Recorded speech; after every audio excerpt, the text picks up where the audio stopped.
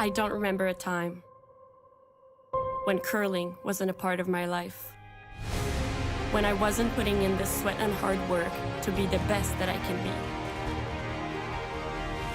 Clocking in the time, the effort to practice day in, day out. Curling is more than just a game. It's a family, a community. And when it's time to play, I know I'll be ready. Hardline, supporting hundreds of our next generation athletes. Hey guys, thanks for tuning in to StuCurls.com to watch this amazing Stu Sells Tankard curling. Grab a glass of wine and watch some more.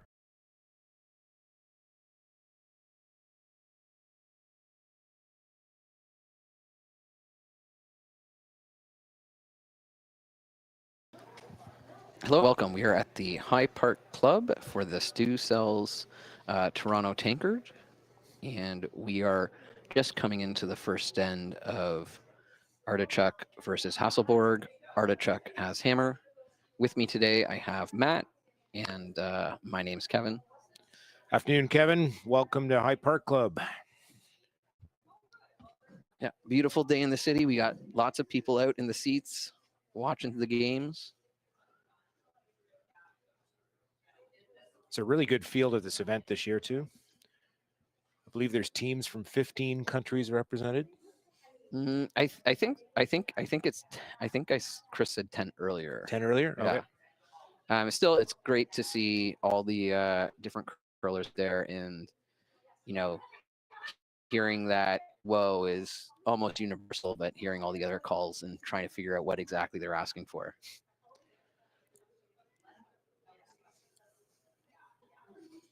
Hasselborg is electing, what are they trying here? Are they going for a corner? Looks like they're running their own guard back. Oh. It's a run back.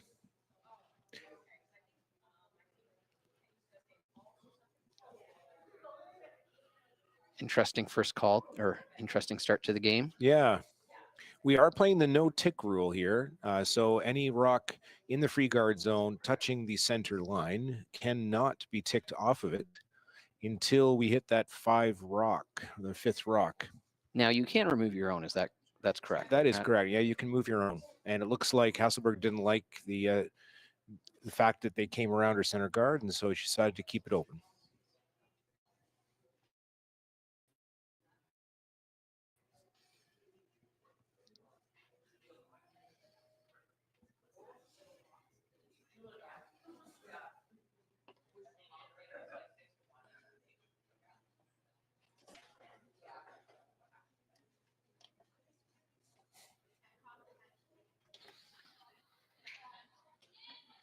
And it looks like they got a nice guard, or nice draw behind that guard. Yeah, actually, it was a really good shot to clear it out. It did set up a corner guard, though. So now it looks like I think they're trying to run back again. They are. Hasselborg really wants to keep an open first end here.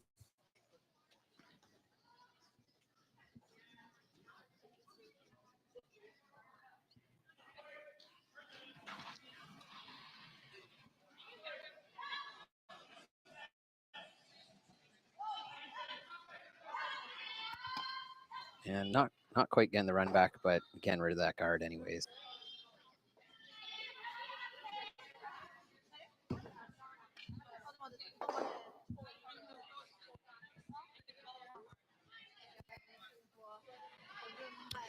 Often teams will try and feel each other out in the first end, Kevin, try and keep it clean and maybe hope for a miss. Yeah, it's better to do that now, and rather than being sort of in the 8th end and hoping your opponent's going to miss. Now Artichuk is electing to split the house here. This rock is moving fast sideways. And just a little bit of paint there. Call is a hit and roll inside. And I'm assuming that they want to get that yellow on top of that blue, just to have a little bit of backing there. I think that'd be ideal. It's quite a distance to travel in the house.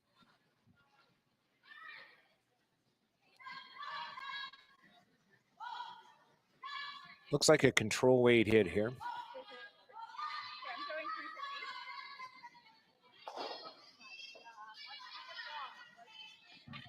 Some good roll there, but as you said, it's a long distance to get in front of that blue.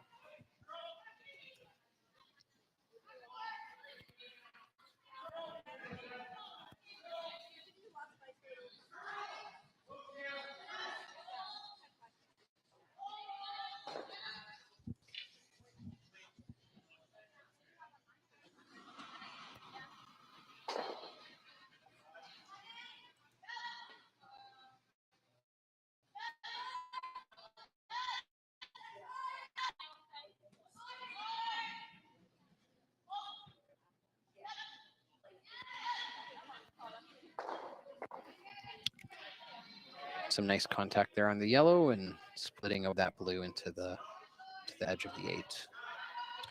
Now, besides our feature game here on sheet 2, there's lots of action on the ice. On sheet 1, we have Corrado versus La Douceur. On sheet 5, we have Roson versus Duncan. And on sheet 3, we have Kim and McCarville. And then there is a single men's game on the ice right now, and they are on sheet 4.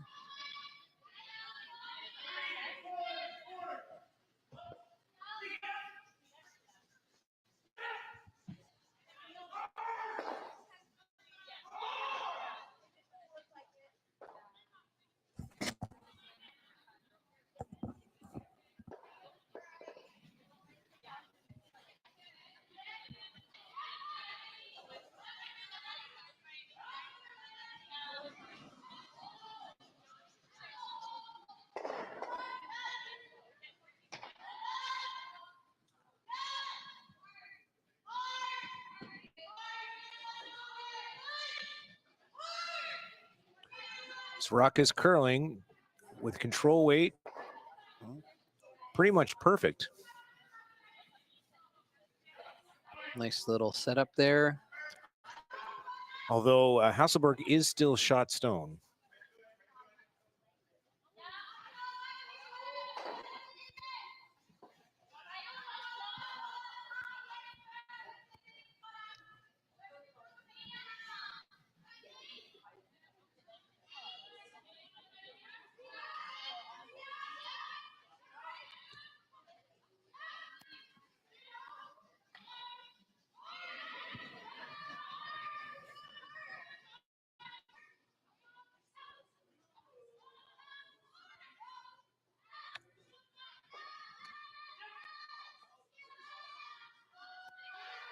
And this hit's coming in, and we're looking for the hit and roll here, but that rock is moving quite a bit. And it was a jam.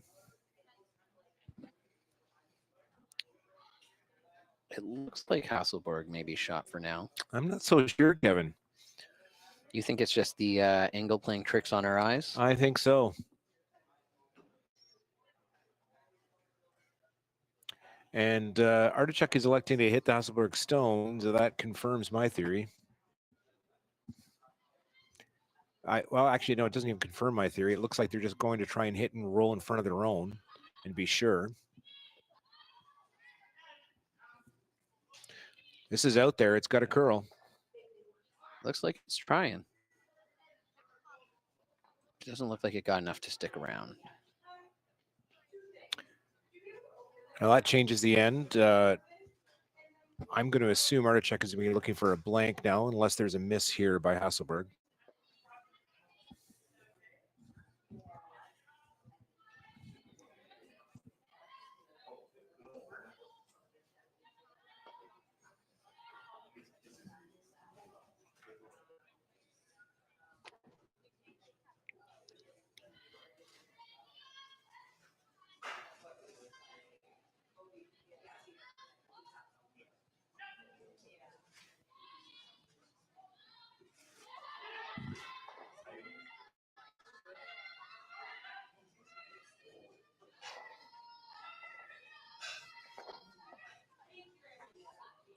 And a nice hit and a little roll there.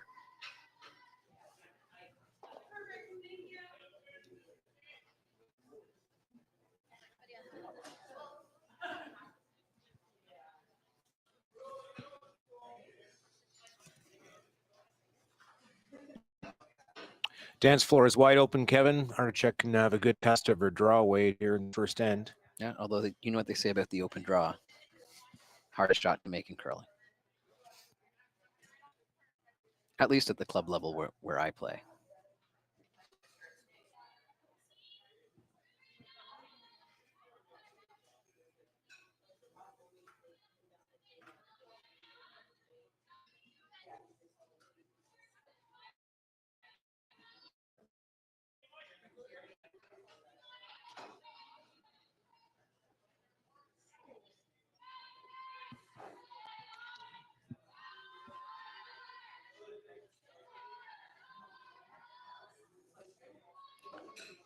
And it looks like Artichuk is playing with 3 here today too, so that's going to have an effect on the game for sure.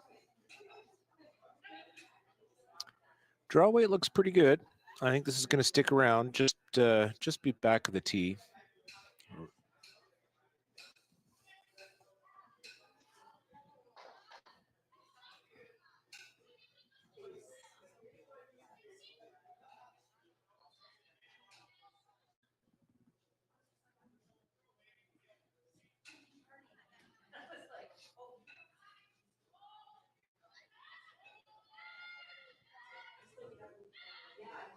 Hasselborg hoping probably to stick around and hoping for an unforced error on Artichuk.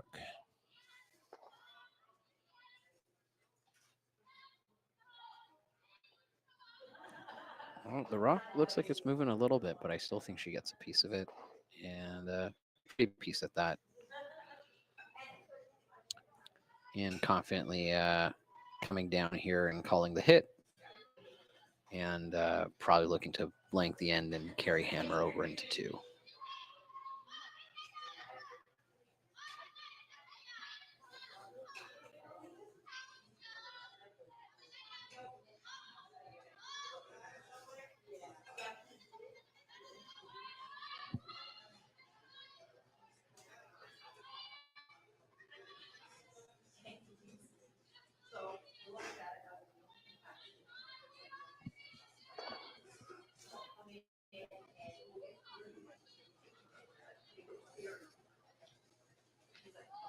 Good solid normal.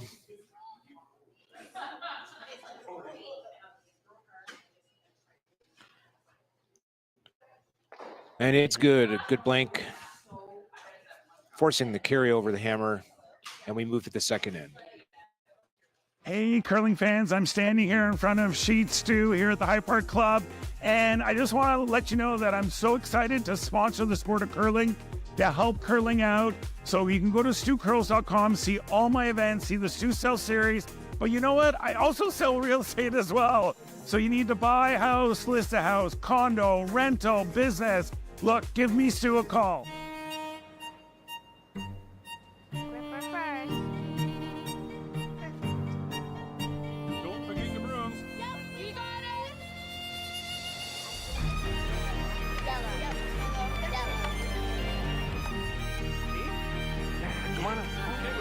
What do you got? You got 1, you got 2, you got... Just one more throw, please. You make moments like these possible.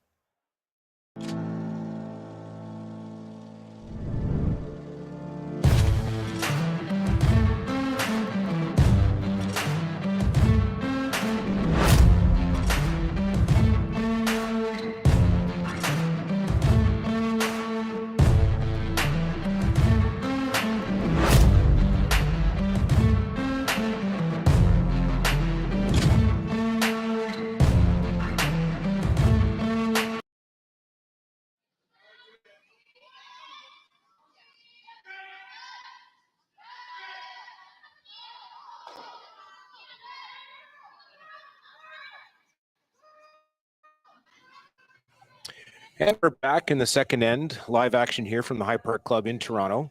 Remind anyone in the Greater Toronto area, if you would like to come and watch some of the best in the world at this game, admission is free all weekend. There are draws starting at 9 a.m., going till late in the night, and not much of a break in between games around here. There's food available. Great spot to come out and watch the game free of charge. And we have a great game this evening as well that we're excited for because one of our High Park teams is representing us there. It's Armstrong versus Terrazzoni at 6:30, and it's for an A qualifier. And not only that, the weather's so nice out there, Matt. You could come down, have a nice sit on the patio between games, and I think we have some events this evening, like a wine tasting and The oyster bar tonight. an oyster bar. Oyster bar tonight. Yeah, the game against Terrazzoni, that's great for our club representing against qualifier. Terrazzoni, of course, a 4-time world champion herself. She has a 6-time world champion on her team, playing second right now, Carol Howard. They're a great team, great ambassadors of the sport. It should be an amazing game. Now, to our current game in progress, Hasselborg has put up the center guard and come around it with their second rock.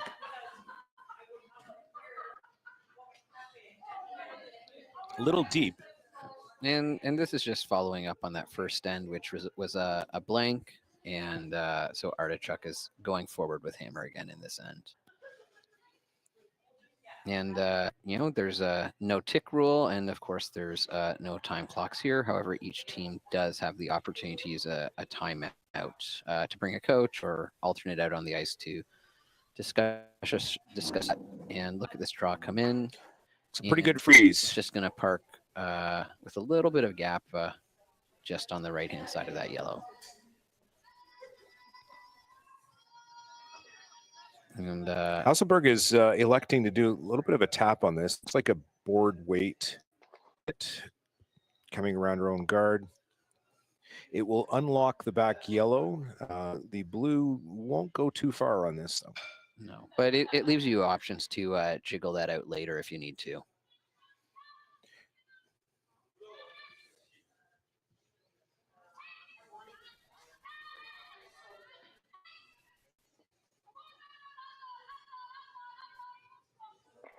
That's a really good shot.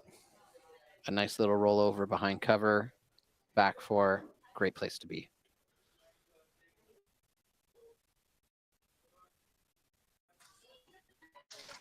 Kind of aspire to hit, Matt. I like to think I hit them every time, Kevin. Well, if you're calling them, you better hit them. That's my rule. Artichuk's going top 4 with this shot.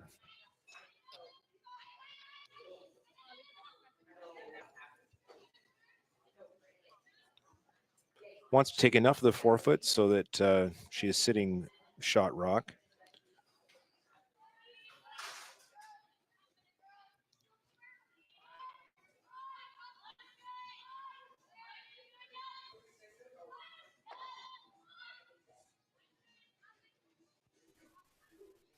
Weight looks a little peppy. It's going to turn it into a freeze, a plan B. It was actually a freeze tap.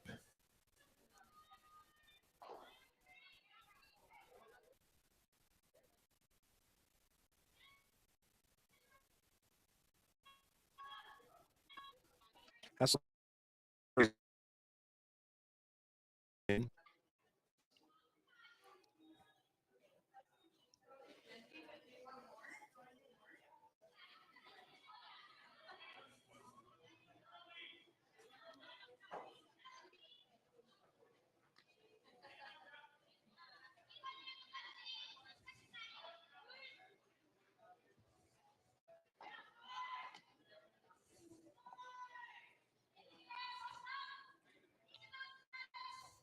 one interesting thing, Kevin, is a lot of these European teams have been on the ice quite a bit longer than the North American teams this season already.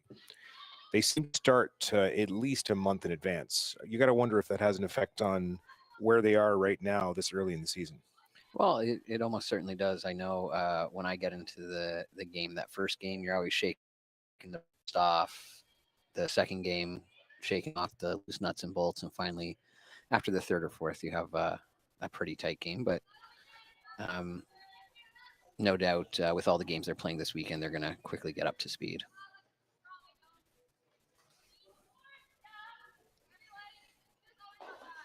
That draw by Team Hasselborg was a little light.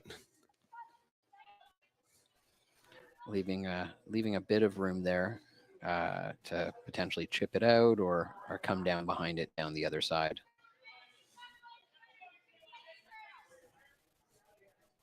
Okay, they are electing on a backline hit on this, Kevin. I assume they want to get to the inside of that, get a little flop, and kind of be a bit behind that guard. This, of course, taking it away from Hasselborg to promote herself.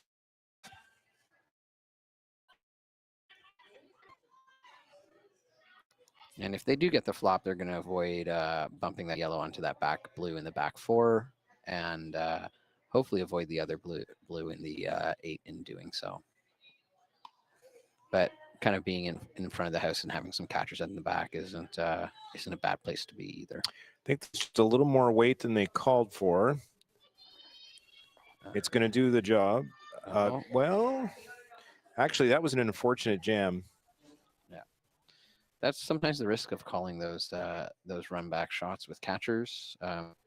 It's not as easy. You have to be a little bit more precise in where you hit the rock, so that it does go past all of the rocks at the back. Now, Hasselborg here is concerned about the blue rock in the top 8 being able to be promoted and hitting the yellow, which is sitting on the button. So she's looking at either putting something in overlap or removing that stone altogether.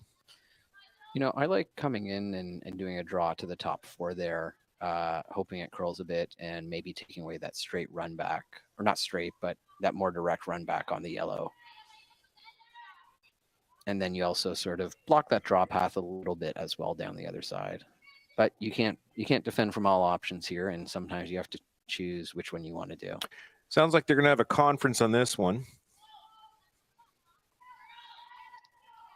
Whole team coming down.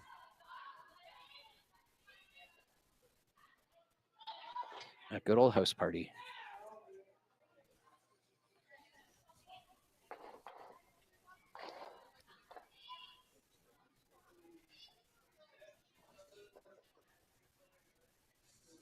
While they're talking about this, a good time to mention some of our sponsors.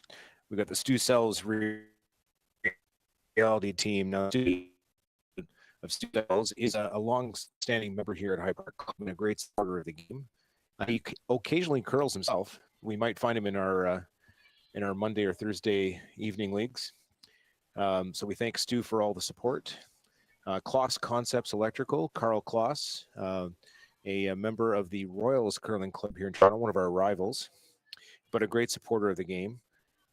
Patrick Morris and Tommy Gunn's Original Barbershop, and Keith Joel with Keith Joel Mortgage Brokers. Still no decision here on the conference. Well, this is where it's, not having time clocks is beneficial to the team because they can take the time they need to make that decision. A little early in the game, though, for a big conference, I think. You know, sometimes you just need to have a host party. And also probably a good time to point out the people are doing and throwing down on our ice. Our ice has an incredible job putting it together and making sure that all these teams have a great playing surface.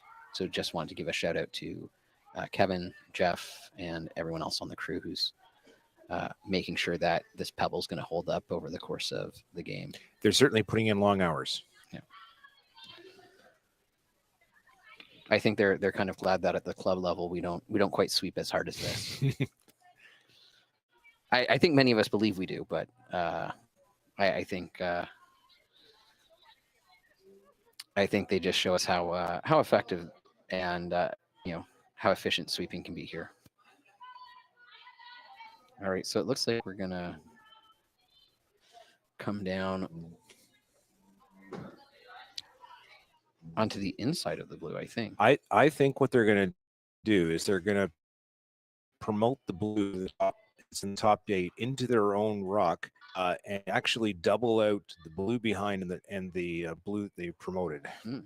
So you're looking at almost a double run back triple here. I'm not sure that there's that many rocks in play, Kevin. Well, there's a reason why I'm not an accountant. This looks tight. Sweeping hard for line.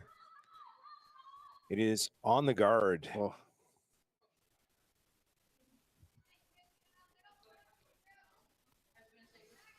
That definitely changes the geometry of the game, Matt.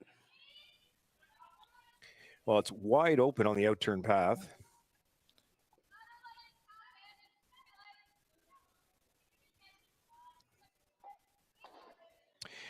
They don't even need to stick around here. Kevin, I think the call is to pick the yellow out.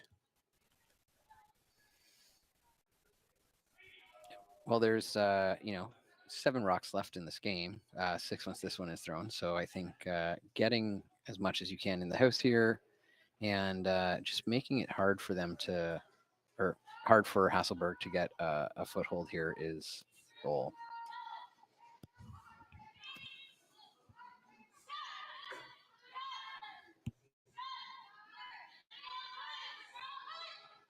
Trying to avoid the jam, and they do. Artichuk is sitting 3. And it looks like they're gonna call for the double here.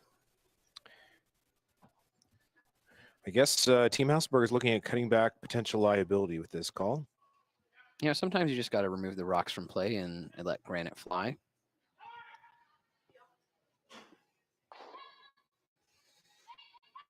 Because sometimes those rocks add up real quick.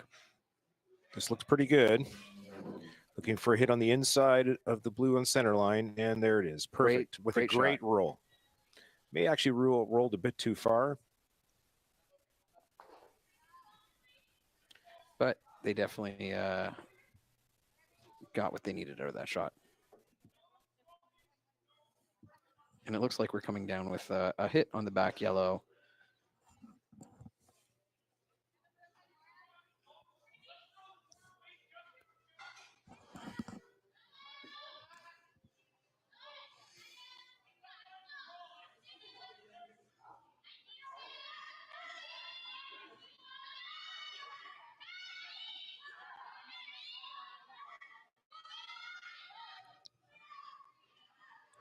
Signaling this is a bit outside.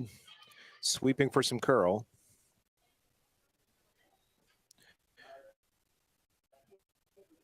It will make contact, not enough to remove the stone from play.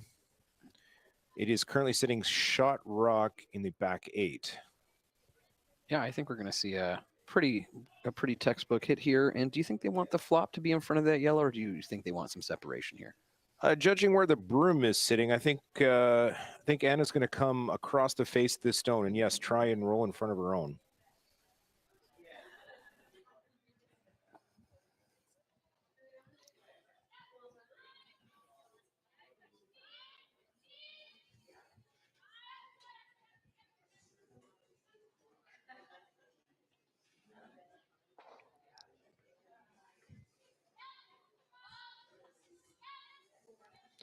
Solid normal on this throw. Now looking for the roll. Oh, that's a lovely shot. Got to be happy with that one.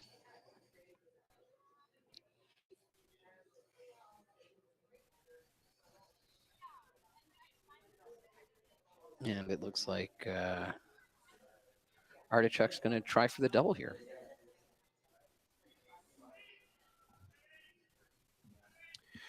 Team Hasselborg has certainly stolen the wind from the sail on the blank of the previous end.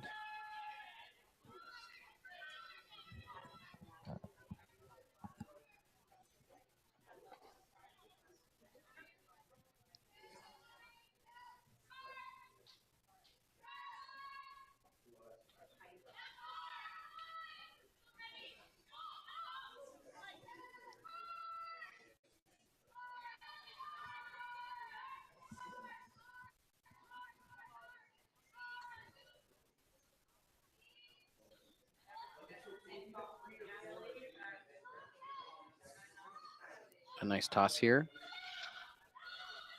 Shaping up nicely, but hits it a little bit on the outside and pops it over the yellow in the back. Hasselborg going to hit this stone. Obviously wants to avoid the jam. Might be able to get a roll in front of her own again.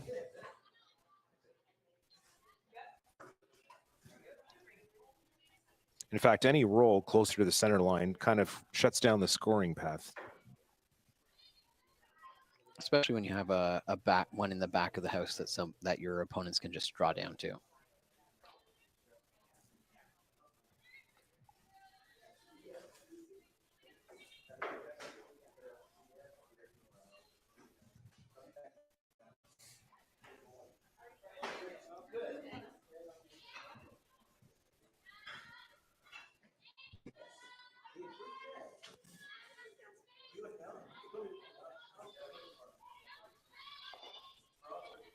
Another textbook throw by Anna Hasselborg. Perfect cover of her own stone, sitting just above the 4-foot.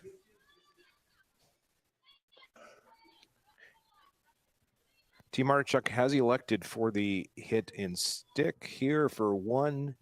That should be good enough for shot stone, given how deep that rolled.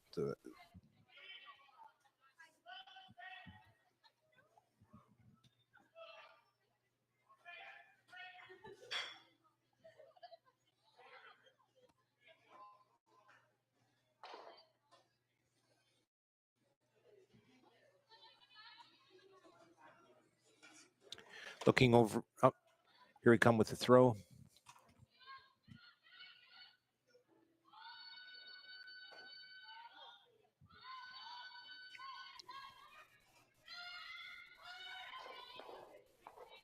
Makes the double even for 1. Nice shot. After 2 ends, it is Artichuk 1, Hasselborg 0. Hey, all you curling fans sitting at home watching the Stu Sells Toronto Tankard here at StuCurls.com. Look, High Park's just down the road. We're here in the Junction. If you bring the map card with you, come to Caribou Gifts and start your Christmas shopping early and get some great gifts for the family. Hi, I'm Carl Kloss and I'm the owner of Kloss Concepts. We're an electrical contractor operating in the GTA and Muskoka areas. Kloss Concepts is the proud title sponsor of the Toronto Tankard Series. We would like to wish everybody good luck and happy curling.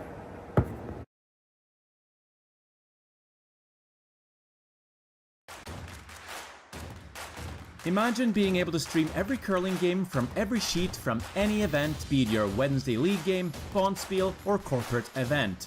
Curling Stadium offers an all-inclusive streaming solution featuring high-quality cameras, ease of use, great reliability, and minimal installation. Offering your sponsors customizable ad space on your streamed curling games and being able to sell video packages to your corporate events for increased revenue. With Curling Stadium, you can stream to any device, be it your mobile phone, tablet, or computer. Push the feed to your desired platform, be it Facebook, YouTube, or any other social media. Curling Stadium is simply the way forward. Where it's commonplace in other sports to televise every game, we want to do the same. Curling is a global sport, and it's time it gets the coverage it needs. Make your curling club the next Curling Stadium.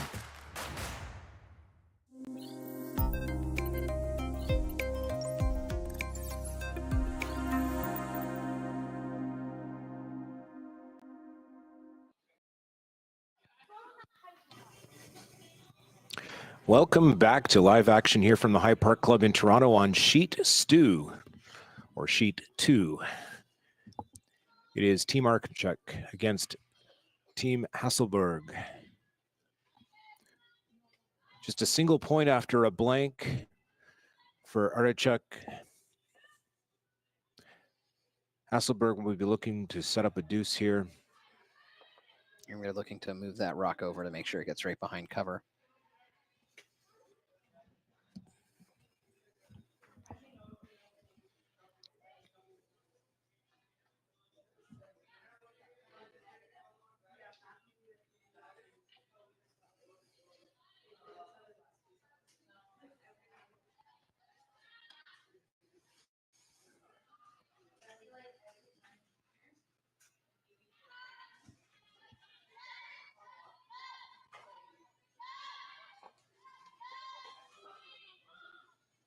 Team Artichuk playing the come around hit.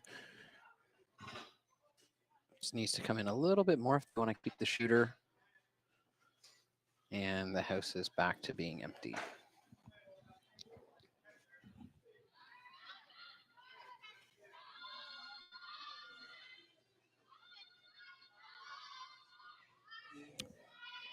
We'll take you around the house here now for a moment. On sheet 1, it is looks like a tie game in the third end now after 2, and that is Corrado and La Douceur. That's a tie game. It was an exciting second end next door to us here between McCarville and Kim. Kristen McCarville had a really difficult angled run back to score 1 in that end. As Kevin was putting to me in the commercial break, it was a lot of work for a single. On sheet 5, we have Rosan and Duncan, and Duncan is currently up 3-0 in that game. Back to our own action. Hasselborg came around the guard again. And Team Artichuk is chasing it again.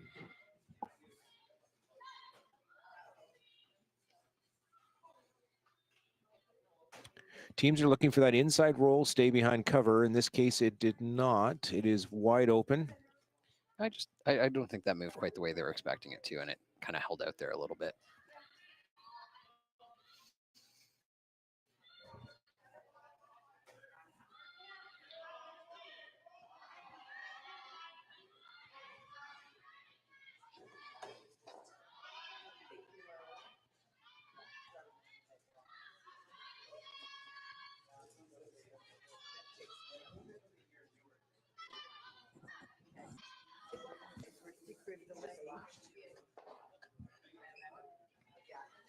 And we're back to an empty house here with a lone guard sitting up front. Not a lot of rocks in play in this game, Kev. Well, the conventional saying is if rocks aren't in play, then no one can score, right? Keeps the score down. Both. Sometimes works for you, sometimes works against you.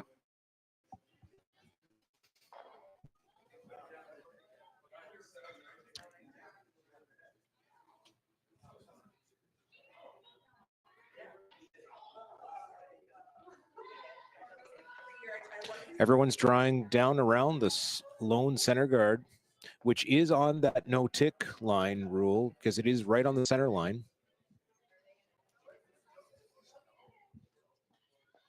Yeah, which means your opposing skip or your opposing team cannot remove it or knock it off the line.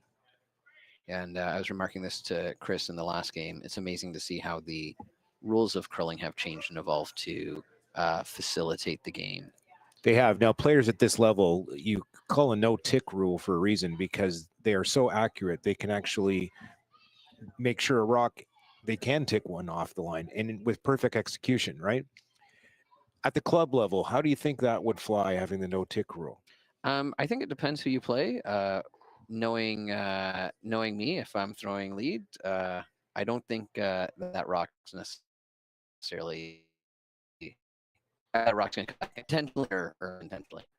I like to fool my players. I'll call it a backline shot on something else or a heavy draw, but really put the brim down where I need it for the tick. Oh, I like that. Now, if they're listening right now, they're going to be on to you. You might have to change your strategy, Matt. I'm going to have to rethink this. Yeah. Okay, the guards are no longer in play as we talk about that no-tick rule because the fifth stone had already been thrown. It's a fair game to clean things up, and that's exactly what happened. Hey, Matt, do you think with inflation there's going to be a 6 rock rule soon? I heard the banks were going to cut the rate soon, Kevin. I don't think so. I think we're sticking at 5.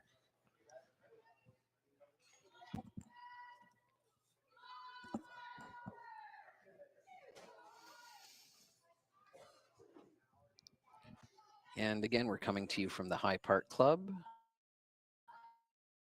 in sunny, what is nice weather.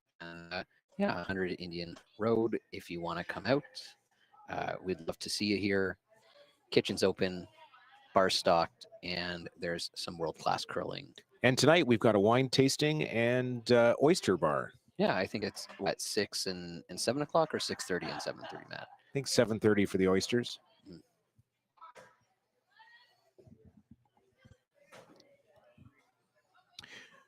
They do not come from Lake Ontario, so That was my main concern. I was somehow trying to correlate oysters being on ice and then curlers being on ice, but I couldn't just make it happen. And it looks like Artichuk is coming down here for a hit and hoping for, I think, a bit of a roll here. Now, if we had a zebra muscle bar later, what do you think? You know what? I think things like category of food, a lot of work with a lot of reward, and I don't know if I'd enjoy it. Kind of like McCarville's last end there. Yeah.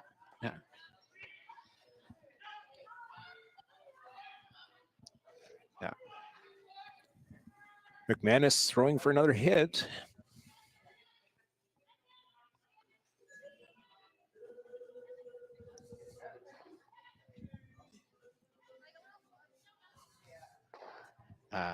When they throw lots of hits, it does make for a little bit of a quicker game, and we can see that here.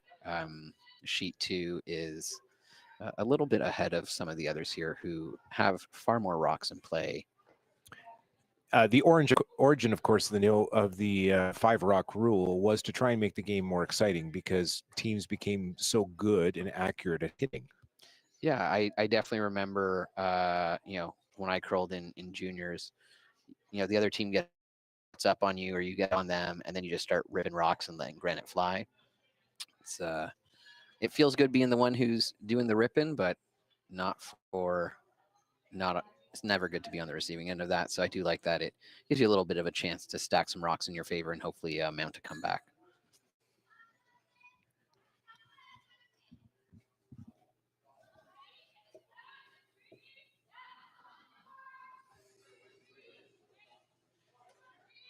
It's looking a lot here, though, like Hasselborg is now going for a blank this end to retain hammer. As a skip, you always kind of want to know when you're going to bail your strategy and when it changes in an end, right? And when you decide, okay, that didn't work out, I guess I'm going for the blank now. Yeah, and I think that's one of those skills that separates teams that sort of start to curl competitively versus just house league or club level curling is knowing when to bail. Yeah, because I think we've all been in that end where we're committed, and by the time your last rock comes up and you're skipping, you sort of are wishing you peeled a couple things or at least change the geometry a little. These teams out here this weekend are also great at weight management, though, on all of their shots, right? And we're seeing a lot more hits being executed with a softer touch. This one is not a soft way hit. Rolls out. It is a clean slate once again in the third end.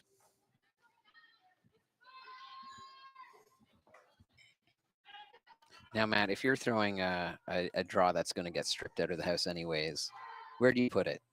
I'm going to try and put it somewhere new in the house that has maybe a new path and have them try and throw a hit down a different line.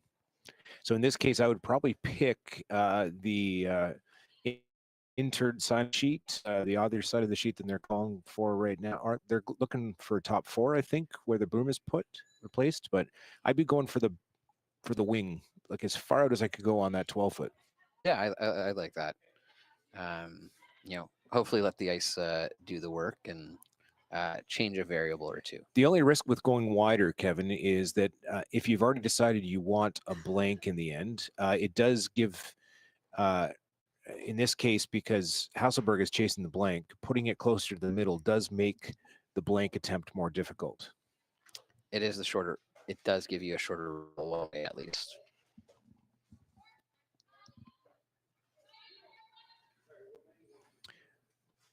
This is looking a little heavy.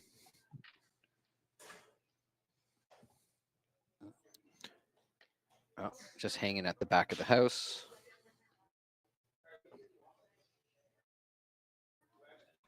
Around here. Well, I think this is the second hardest shot in curling, an open hit and roll out.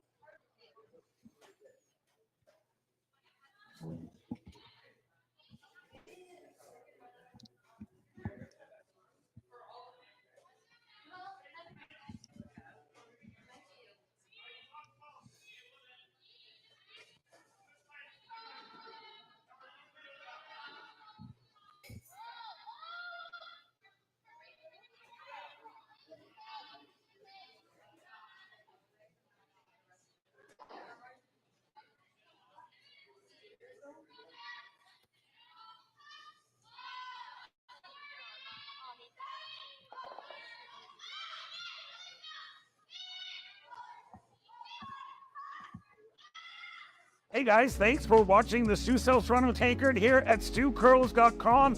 And all you fans and all you curling teams who are staying in the area, come up to Petty Fine Foods. Lots of great prepared food. You just throw in the oven, cook, eat, and go. And if you show your map card to Stefano, you're gonna get a free espresso and a complimentary cannoli on the house. free. Free. So come on up. 4-letter magic word. I don't remember a time when curling wasn't a part of my life. When I wasn't putting in the sweat and hard work to be the best that I can be. Clocking in the time, the effort to practice day in, day out. Curling is more than just a game. It's a family, a community. And when it's time to play, I know I'll be ready. Hardline, supporting hundreds of our next generation athletes. Everything I've worked for, everything I've sacrificed, has led to this. It's out of your hands now. All the gold medals in the world can't help you now. You could throw the perfect rock and still miss, but it just takes one. You leave it all out there on the ice to leave behind a legacy.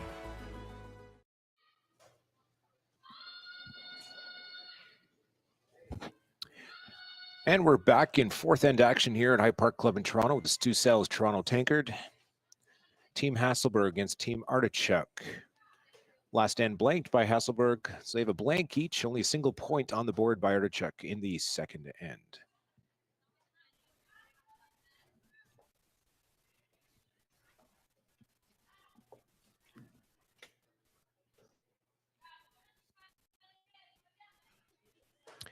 The center guard by Artichuk over curled,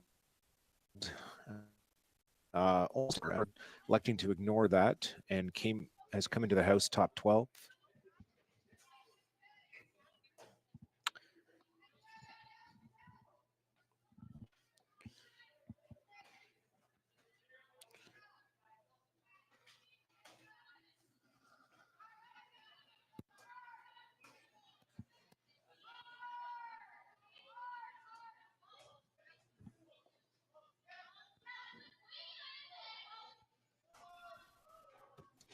And that looks like it's going to get a nice roll here. Not enough to get under cover. I don't know. They're sweeping pretty hard. Just probably showing 3/4 there. Kevin, I think your eyes need some checking. That's wide open. Well, I'm coming at it from the left hack, so, things look a little different.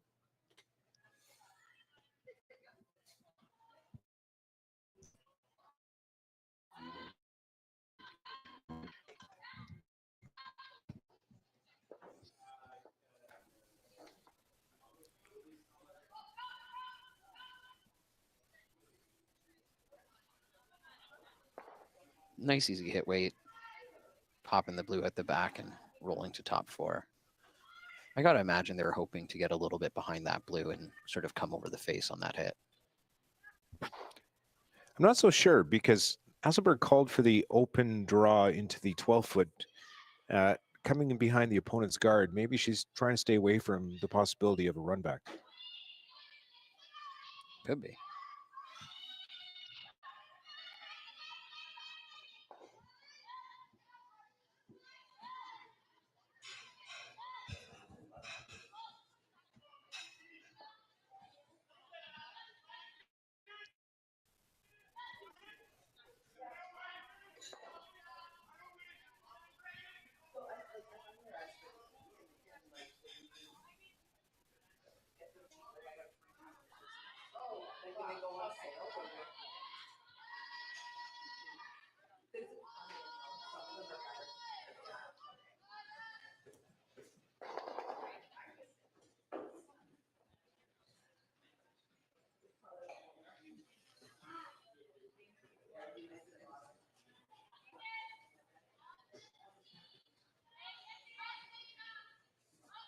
Call is the draw, Kevin.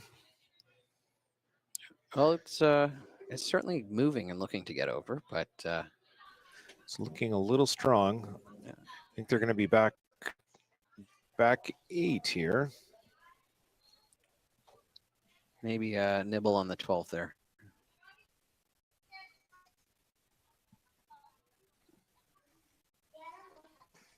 You know, Artichuk's going to follow it down. there's also some interesting ends shaping up on some of the other sheets as well.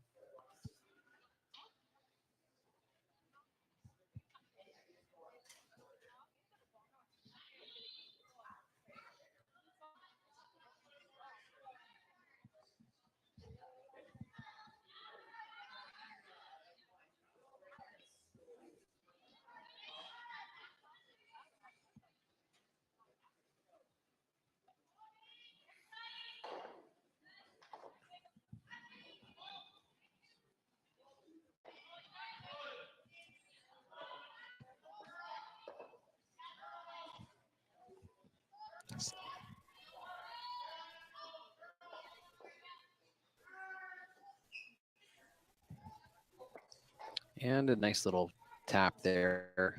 They're hoping to maybe freeze a little bit more to that. Yeah, I don't think they were wanting to be that strong. And yeah, Hasselborg with hammer though, and she is electing to come just around top 4 behind cover.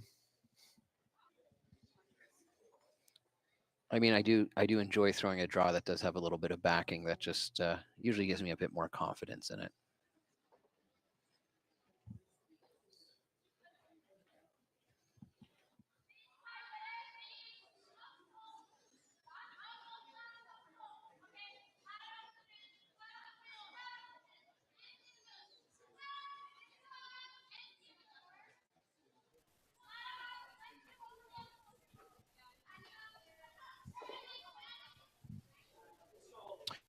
This one didn't curl enough for them, Kevin. No, and it leaves them in a bit of a vulnerable spot here. Hit, roll behind the blue. Either way is nice, but hopefully they get behind this one in the 4-foot and separate out the rings a little bit. A bit tricky in that you have to hit the yellows a little bit on an angle, but not so much that it hits your blue in the back and manages to still hang around.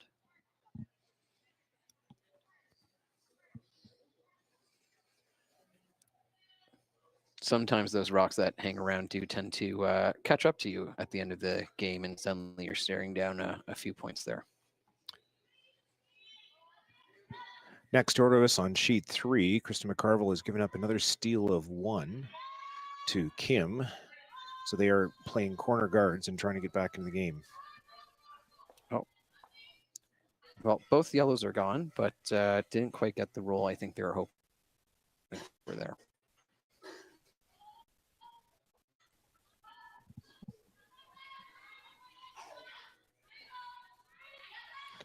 Hasselborg is, I think, looking at hitting the one in the back 4, rolling on top of the blue in back 8 to sit second shot.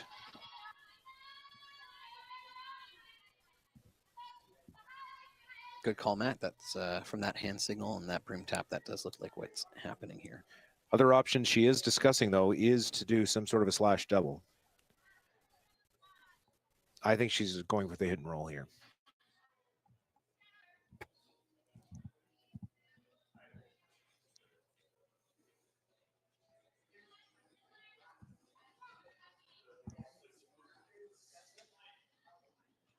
Set that out a little bit on release. It's hanging out there. Calling for curl. Yeah. Not as much roll as they wanted. Just a little baby one there, and that yellow is fully exposed. Really critical for skips to be watching release of their teammates. Kevin, there it's quite obvious a little bit of a wrist action, set that out, and that helps you in the sweeping call. For sure. I like to, or I think my skip looks away in horror at my release, but you know, that's something we're supposed to work on.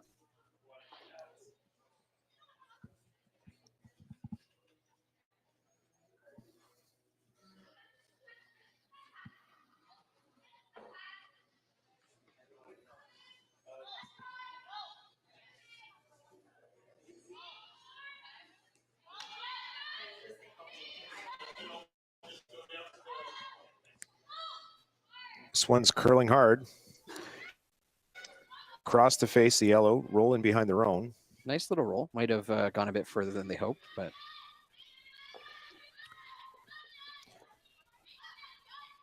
I think Anna's calling for a nose hit here. well, she might get the double out of it. Yeah, I think if you nose this, you get a double. I mean, you're sitting shot. I think this just comes back to something you mentioned earlier, and removing some of that liability. Yeah, as a skip, you don't want to be facing multiple rocks of your opponent on a cold draw. I mean, that's why they pay skips the big bucks, but Really, I haven't got my check yet.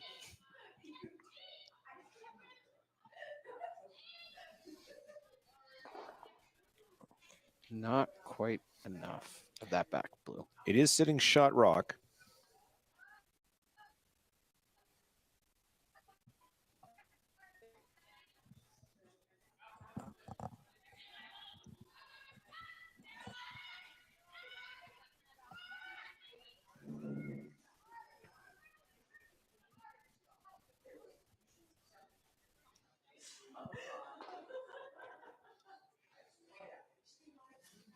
Skip stones here in the fourth end.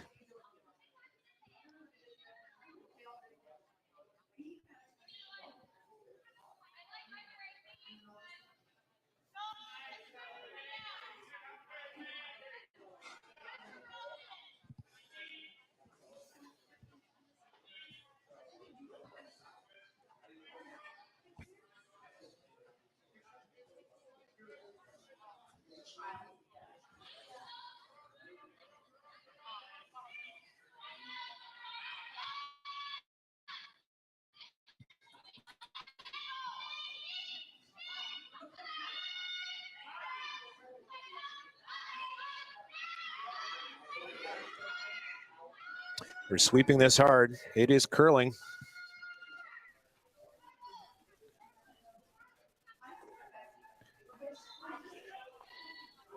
And there's a jam on that, and it does roll out.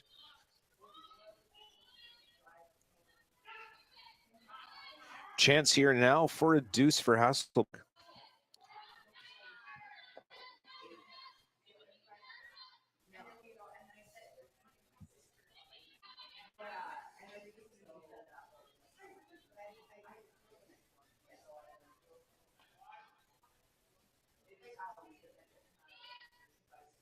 Looks like they're going to come down across the center line and onto that back blue and maybe get a little tap out of it.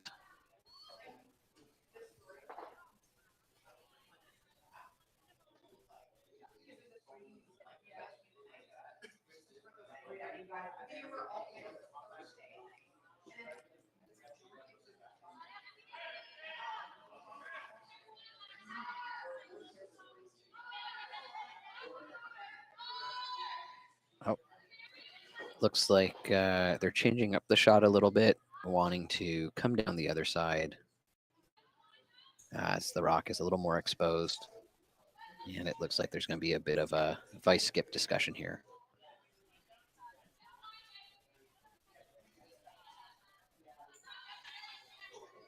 Coming this way gives you the ability to throw a little bit more weight and get the movement that you want coming around that guard from the center line. Obviously, your weight has to be down a little bit more to get the curl that you need to get right on top of it. Lots of good movement in these rocks, though, Kevin. So the come around hit is quite achievable.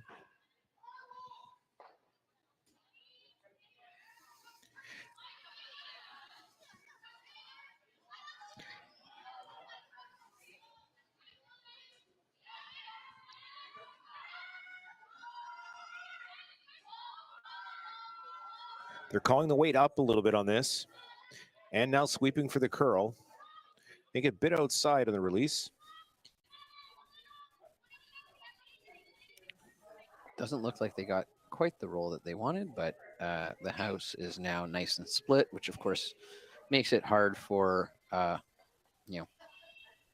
Artichuk here to remove all the possible points in the rings. No, yeah, she's hoping for a good hit and roll in behind cover. Oh, no, now she's elected and he hit the wide stone. Yeah, and unfortunately, with the way the yellows are placed, it looks like you know, a double isn't something they can try for here.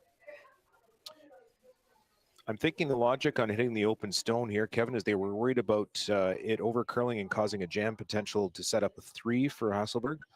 So this way, the most Hasselborg can score is 2 in the end.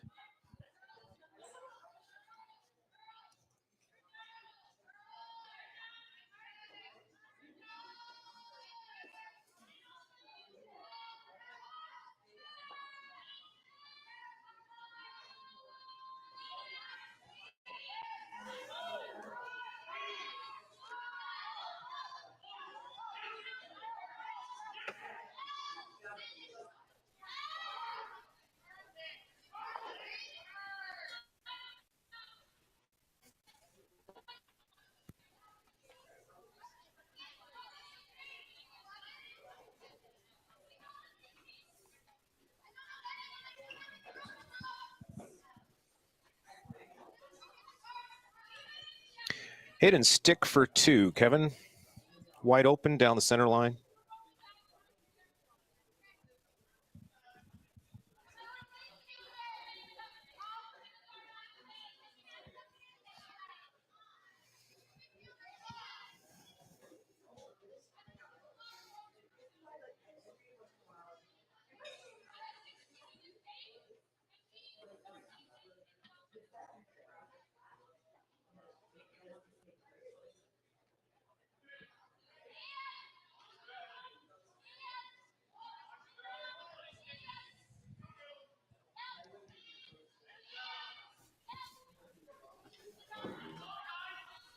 Just a clean down the ice, and we're good for 2 points for Hasselborg after 4 ends. And of course, it's that ever important having the hammer during an even. On behalf of the volunteer board, the support team, and all the families who will be helped by this year's Sandra Schmirler Foundation Telethon, thank you for being a part of this historic moment. $1,126,014, a new record, exceeding our goal, and most importantly, countless families from St. John's to Victoria to Yellowknife and babies in over 100 hospitals in between will be impacted by your generosity. And we couldn't do it without the amazing partnerships we have with Curling Canada, TSN, and Net2Phone Canada. They connect you, our generous supporters, with so many of the Scotties participants and our volunteers on Telethon Day. A special thank you to Jocelyn and Brett for sharing little Luke Gallant's stories, and all of the families across this great country who shared stories of how Sandra's legacy has helped their little ones grow up and become champions. In each of the last 3 years, because of generous supporters like you, the Sandra Schmirler Foundation has been able to give back $1 million to help babies in every province and territory. And this year's telethon will ensure we can continue that incredible momentum. Thank you for helping champions start small. Thank you, Canada!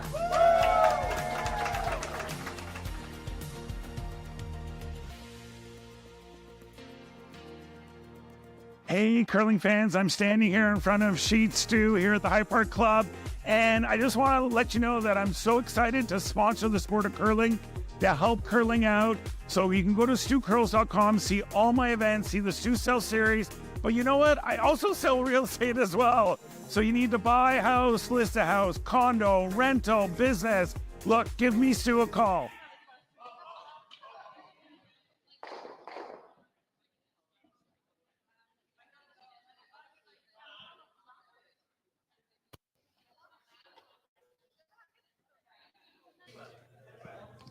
And we're back starting N5.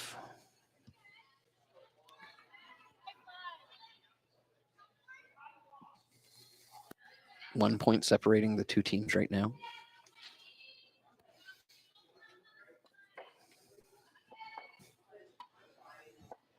Still a really clean game so far, Kevin.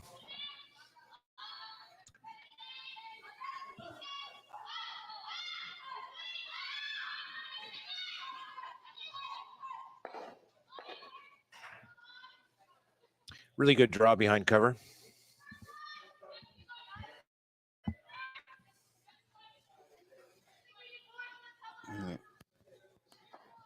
And it looks like Artichuk is electing to draw behind their blue.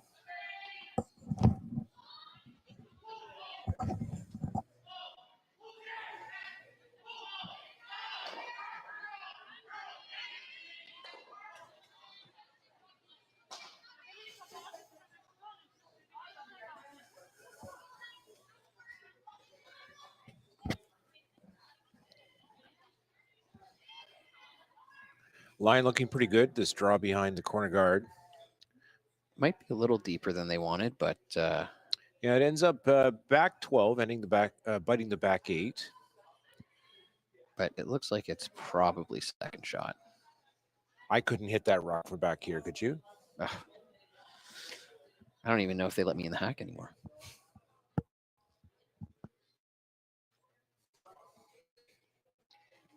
Hasselborg ignoring the draw and is coming around the center again. Probably looking for something back 4 buried.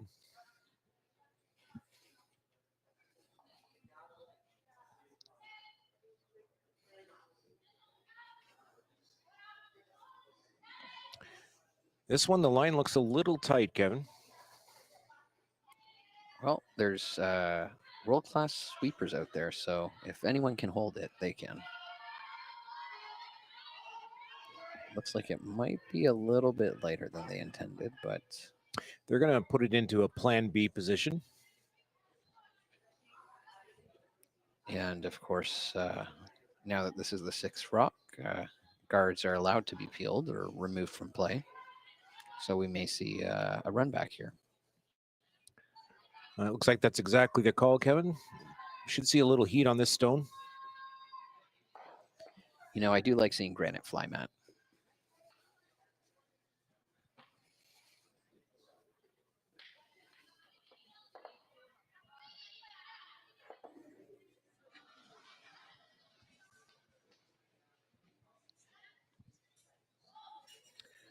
Peel weight. Looking for just off nose here. That's a really good shot. And 2 rocks out of play.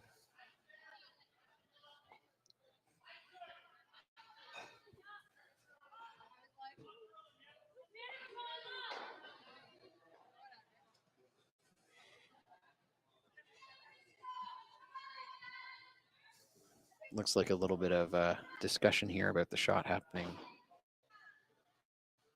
Making sure that everyone engaged for what the expected outcome is here. Yeah, it looks like a board weight or a back 12, backline weight tap on the blue to sit 2 yellow.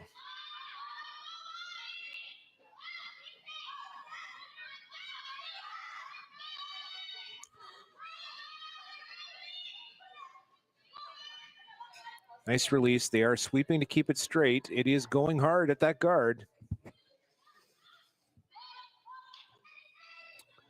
Yeah, and it looks like they're going to make some contact on the guard, but not enough to slow that rock down and keep it in the house, I think. No, it does stick around. It is second shot. Oh, that looks like number 1, Matt. Oh, sorry. Yes, it is shot rock. Time to get my eyes checked, Kevin. Or maybe put my glasses on. Well, between my last call that needed my eye check, maybe we can get a 2-for-1 deal.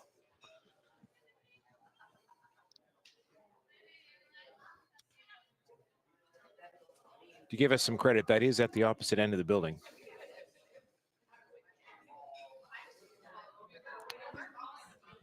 Which probably explains why I'm missing the broom consistently.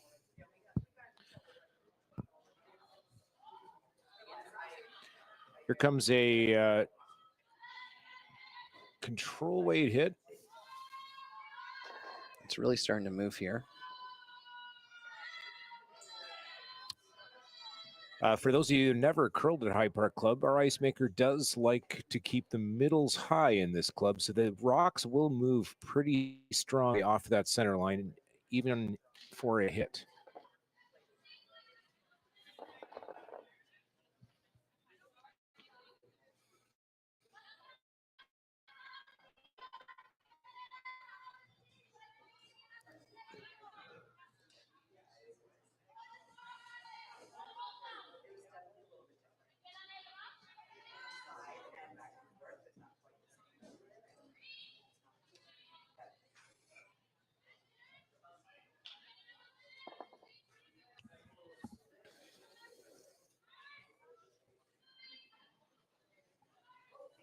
Another crack at this rock, Kevin. A little more weight thrown this time with the guard pushed away.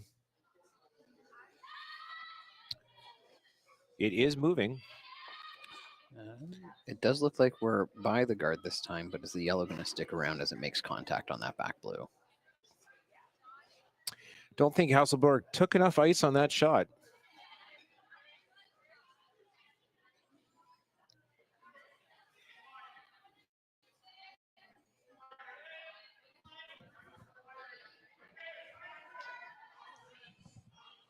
And it looks like they're going to remove that yellow rock from play and try to sit in the house. Maybe split the rings.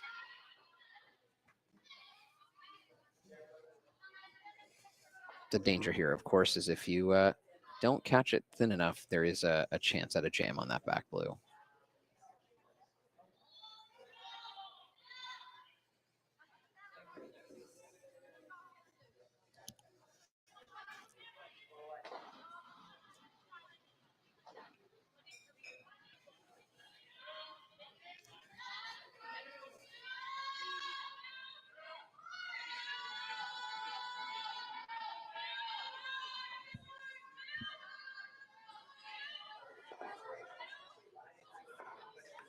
And it does tick out that back blue, and that yellow does just sneaks out the back.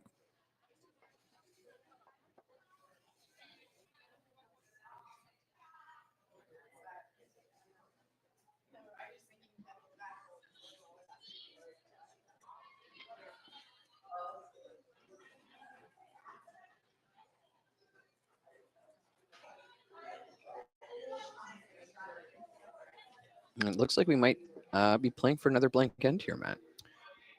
Yeah, it goes back to that we were talking about before, Kevin, is as a skip knowing when to bail. And when things did not work out originally as planned here, best to bail and blank.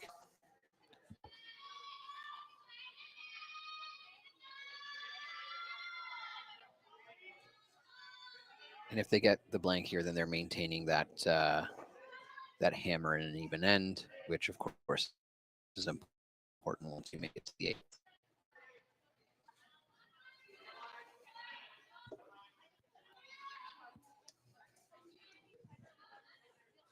We call that playing the scoreboard, eh, Kevin? Yep.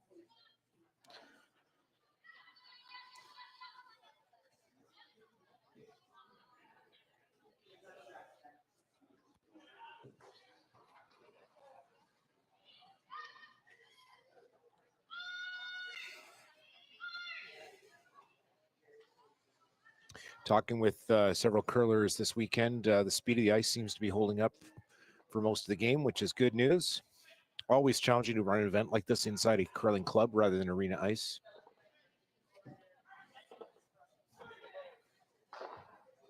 But seeing how well the ice is here, it does make me very grateful to have a dedicated ice staff who are doing a tremendous job out there. Yeah, that's right.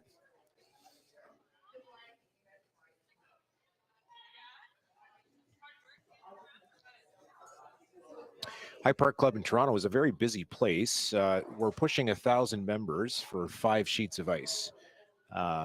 Most curling clubs have a ratio of about 100 curlers per sheet. We're well over that.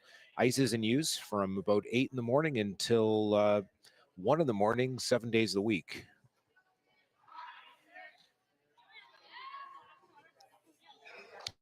Very strong juniors program, Little Rocks program. And of course, we have the tennis courts and pickleball in the summer when the ice is out. Yeah, that's new for us here at the club. We turned the curling rink into a pickleball facility. Pickleball quite popular in Toronto. And we have the only 2 grass tennis courts east of BC in Canada. Very good amenity here at the club.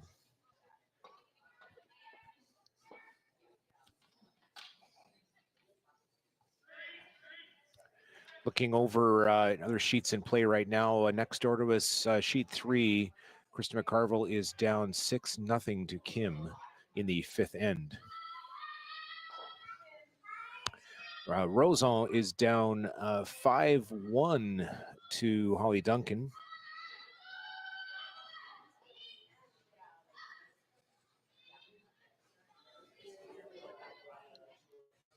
Oh, and that was a bit of a flub there.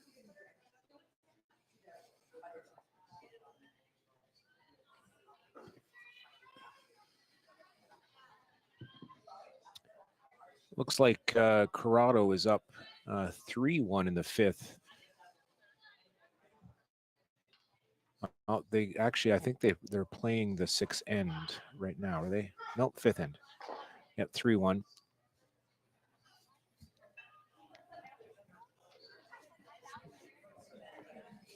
In our feature game, Hasselborg is sitting shot rock in the top 12. Artichuk going for a hit, and we assume a roll in front of her own stone over on the right-hand side of the house. And maybe even touching some paint if they get the right roll out of it. Watch this hit to move a bit, Kevin. It is coming right off the center line.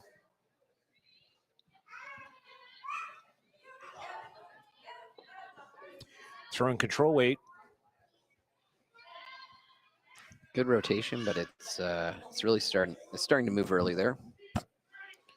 And as it comes down, it might be a bit fuller than they wanted here. Yeah, did not get the roll. And it's hard to tell from here, but it doesn't look like it's quite in the rings. Hasselborg is having a really good look at that. She's going to play it anyways. I think she's elected that it is in the rings. So she's going to try a slash double here. This will be a great shot match.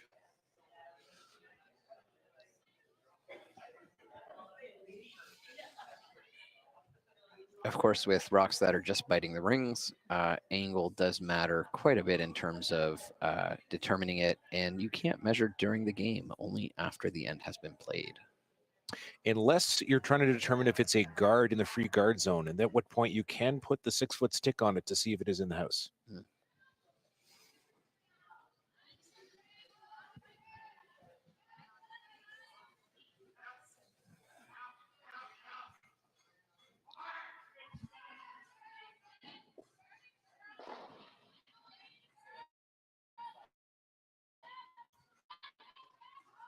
Great weight coming out of the hack here. They're sweeping it. It's curled a little more than I thought, but I think she's, oh yeah, that just curled up a little too much.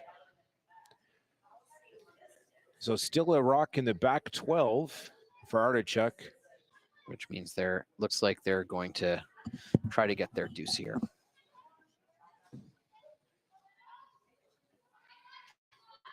And of course, the important part of this shot is just making sure you touch paint, whether that's front or back. What would you think of if Anna had elected to freeze to that rock in the back 12 and try and force a 1? I think it would be interesting, but I do think it would be pretty exposed for a hit that could potentially, if that was biting as they thought it was, would potentially leave them with a 2 anyways. I did like the call and the slash. What about you, Matt? Would you have gone for the draw and try to set them up?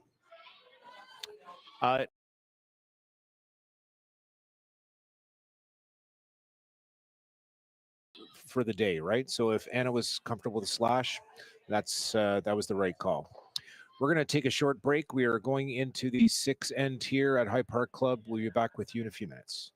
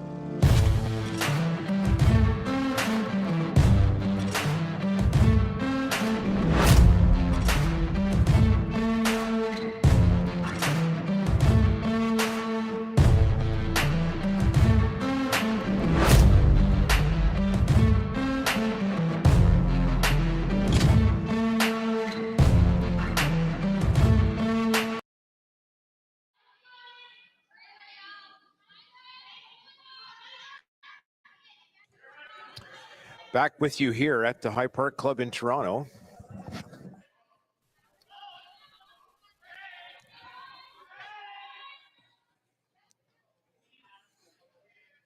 Kevin, I felt like I was flying upside down there for a minute there. The little glitch in the technology. We're in the sixth end. It is Team Artichuk up 3-2 over Anna Hasselborg. Great thank you once again to all the sponsors, Stu Sells Reality, Kloss Concepts, Tommy Gunn's Original Barn Shop, and Keith Joel Mortgage Brokers. Also to let you know about exciting action ongoing this weekend at the High Park Club. It is free admission all weekend long. Lots of great events, food and sampling. There's a wine tasting tonight, oyster shucking. And we also have a great feature game coming up here, an A qualifier in the women's, Team Tiranzoni versus High Park representing club Team Armstrong. That's at 6:30 tonight. It will be the feature game on Sheet 2 and will be live streamed. Commentators for that game will be Brenda Johnson and Ben Stadelman. They did a fine job this morning on the early game.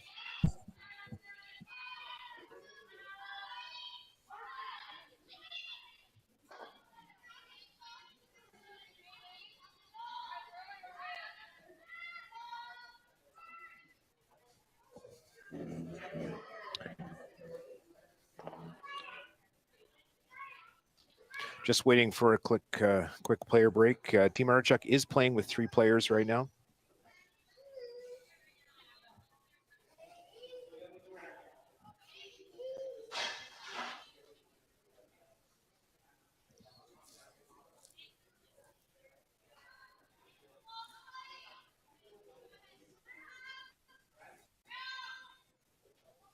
Hasselborg throwing a corner guard. Now Artichuk electing to try and come around their own rock here. I think it's going to come up light, so they're now going to elect to try and make it into a guard. Doesn't quite curl enough. Hasselborg's going to chase the blue. I think she's looking for an outside roll here, Kevin. Yeah, I would agree. Get yourself into a position where you can potentially be scoring a couple points here, and you can only score points when you have rocks in the rings.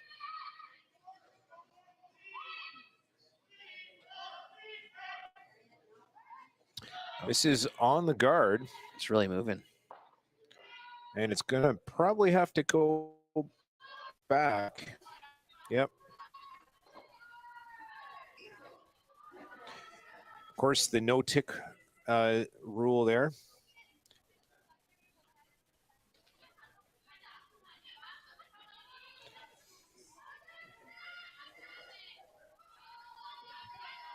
Because of that, the rock didn't even have to go out of play in the 5-guard zone like it would normally have to be replaced. Hasselborg just looking for the rings frozen into the ice there to see if it's in the right spot. And it looks like they're going to come for a draw behind that blue.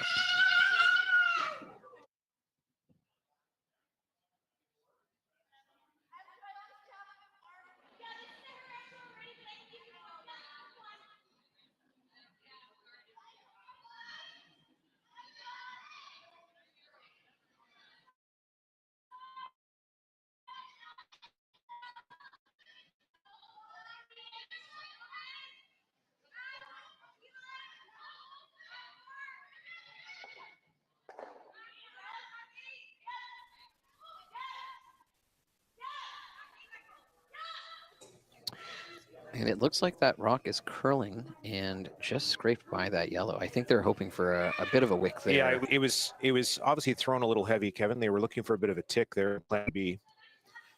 Hasselborg's going to have another attempt at this rock sitting in the top 8, hoping not to clip the guard. Although if they do now, that rock will go as it plays, or remain where it ends up and not have to go back because we're beyond the 5th rock of the end.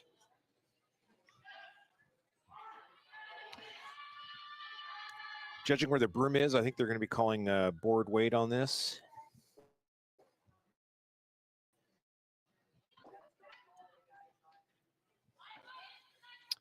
That, of course, is good weight management. You want to keep the shooter in play. And they're sweeping to get a little bit of a curl out of this to catch a bit more of that rock and keep the yellow in play and hit the blue with enough force that it pops out of the house.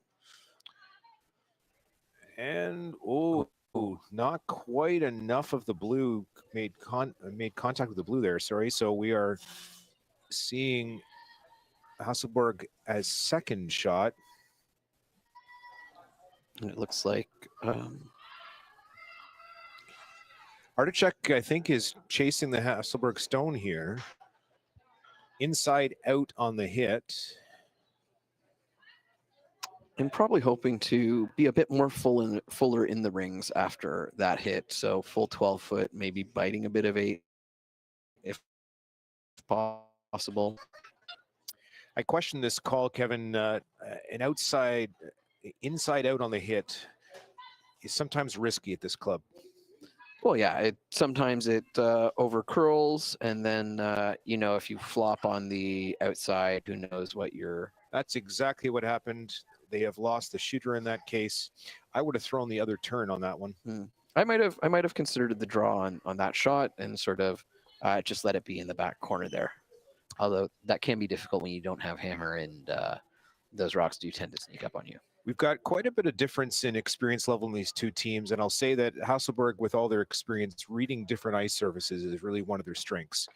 And I think in this case, I think Anna would have elected the other turn on that shot, just knowing and reading the ice a little better. Coming around their own yellow here, it looks like, through the port. Here we are, line's looking much better now.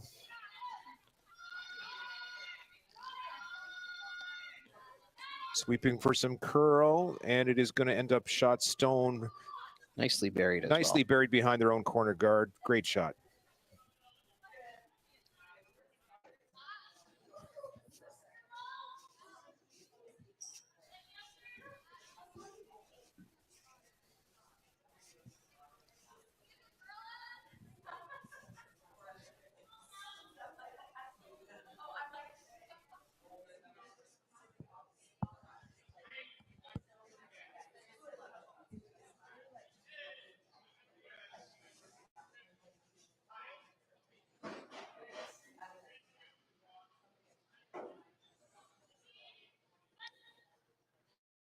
And it looks like they're trying to remove the guard and hopefully get a run back here to take out both yellows. Always risky hitting your opponent's rock into the house, but that yellow just skirts over the back blue. That was a well-executed shot. Here comes a replay of this. Really good release there. Good solid normal. And hitting it just on nose there is exactly what was called for. Hasselborg's going to try this draw again, drawing down to the blue in the back 12.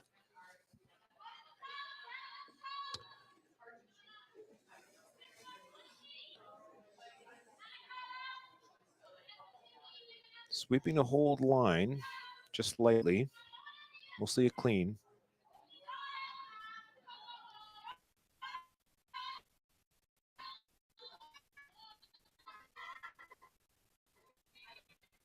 Good shot rock and behind cover. There's a little corner poking out, but it looks like Artichuk is going to come down and freeze to the corner of that yellow. Corner freeze, Kevin, very difficult shot in curling. It is a way to bail yourself out of an end.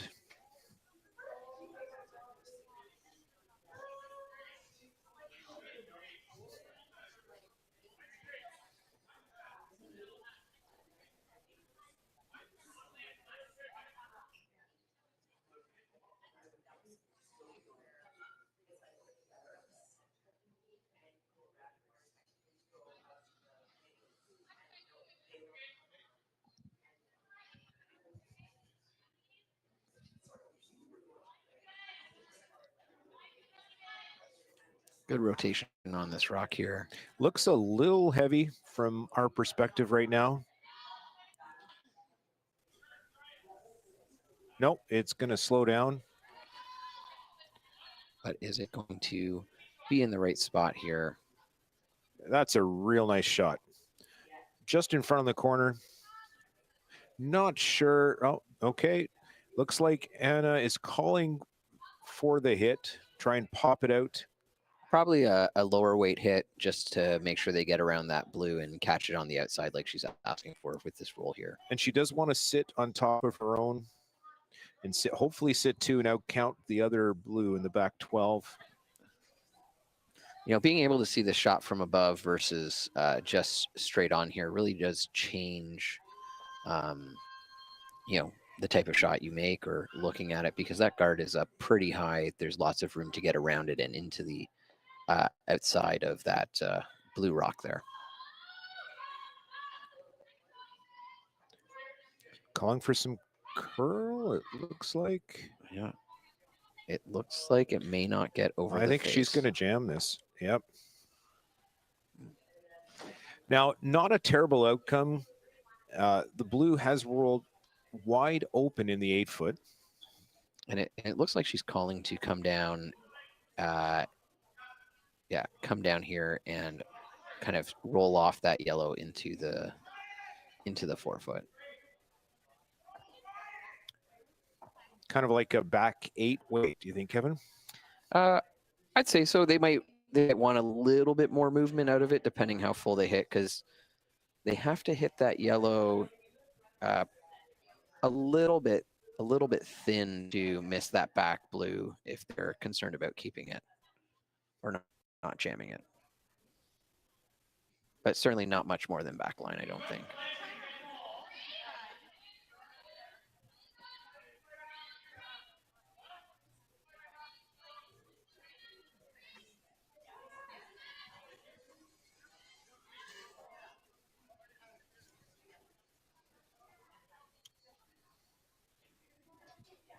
Where the brim is placed, it does look like a board weight. Board weight is going to be coming our way. I'm wondering if they're a bit concerned here in throwing that slightly higher weight, if they're concerned about it over curling and potentially popping that yellow onto the back blue in the 8-foot. I think that was part of the discussion, or at least from the sign language I could read.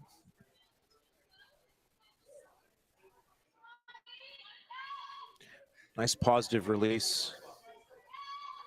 On it right away with great sweeping energy here. Okay, we got a jam. Hasselborg does have a potential double here. Not an easy shot. Oh. My question is, though, Matt, with the double here, how hard do you think it is to keep that yellow? I think they're looking at that right now.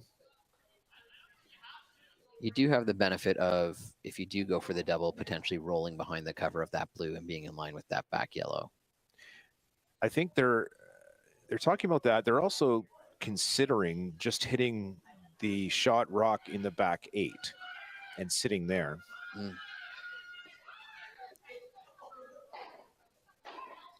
The tricky part with that, though, is if you do just hit that one or you're in the back, they can draw down onto you and freeze, and then you're limiting yourself to taking a single here potentially. Yeah, the intern path is pretty much wide open right at this point. So they always have that as an option. What about hitting that blue, just straddle the 12 and 8, and then flopping over behind the guard and hopefully being somewhere top 4? I don't mind that, Kevin. I don't know if you're going to get shot out of that. Yeah, you'd probably get shot out of it. It's more of a setup for your final stone.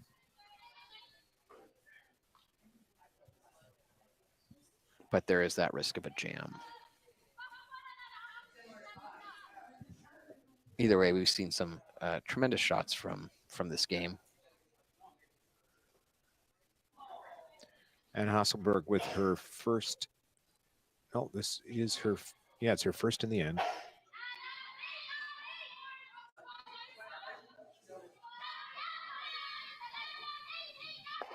And she. Oh, and sweep, sweep, sweep. Yeah, she has made the double. Nice Big sweeping like Manus in the house.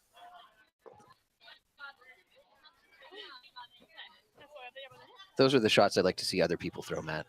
I don't like looking those down on my my skips rocks. Well, Kevin, since I play against you regularly, I'm not actually going to tell you what shots I like to throw. Maybe I'm just using it as a way to trick you into thinking those are the shots that I throw, when really I'm just setting you up.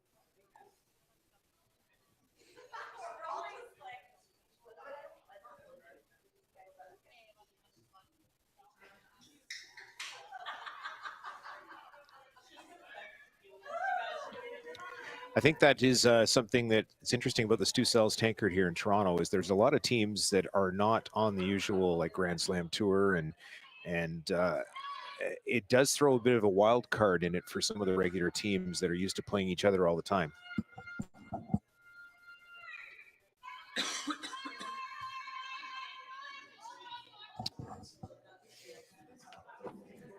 It's a really good draw down to the yellow by Artichuk. It's going to be really tricky to try and get a deuce out of that. And she's not even going to try. Anna is elected to just draw the 4-foot or even the 8-foot for a single. So that was a great shot by Artichuk to cut down the scoring here.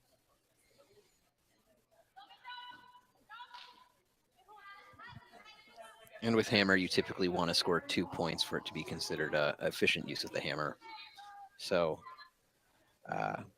it does also increase the score by 2, or the point difference by 2 here as well. Initially, Anna was electing to throw the wide open in turn. Now she's actually still doing the in turn, but it's going to be coming through the port. I guess she's using the blue there as.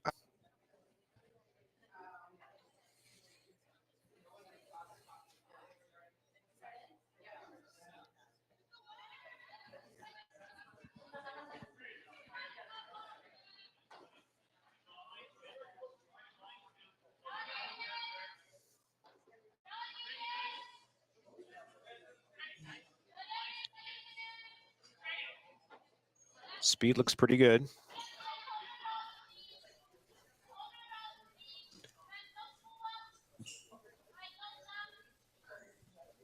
Just a bit of the 8 is all you need here. And that's exactly what she got. She got full 8. Single point for Hasselborg. It is a tie game going into 7. Real close match here. We'll be back right after these messages. Hey, all you curling fans sitting at home watching the Stu Sells Toronto Tankard here at StuCurls.com. Look, High Park's just down the road. We're here in the Junction. If you bring the map card with you, come to Caribou Gifts and start your Christmas shopping early and get some great gifts for the family. Hi, I'm Carl Kloss and I'm the owner of Kloss Concepts. We're an electrical contractor operating in the GTA and Muskoka areas. Kloss Concepts is the proud title sponsor of the Toronto Tankard Series. We would like to wish everybody good luck and happy curling.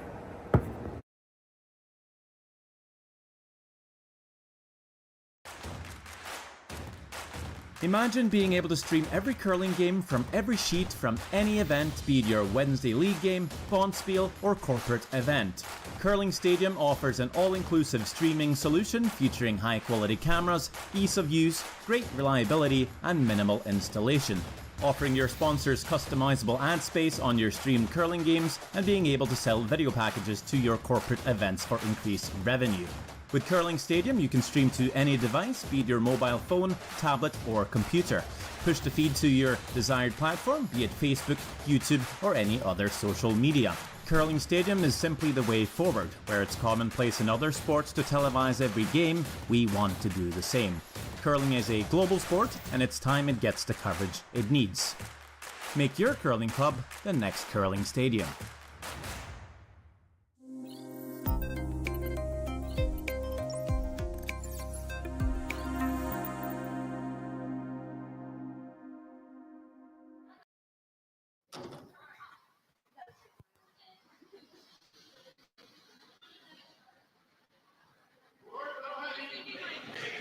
We are back here in the seventh end, High Park Club. Stu Sells, Toronto Tankard. I'm Matt Glandfield. With me in the booth is Kevin Hogan. Hasselborg has put up a center guard, looking to steal here in 7. just take you around the rink here. The Krista McCarville game has completed with Kim winning that match. The only men's game on the ice right now, just looking like it's Purcell versus Manuel. Looks like there's a discussion going on in that game right now. They are in the sixth end, and it is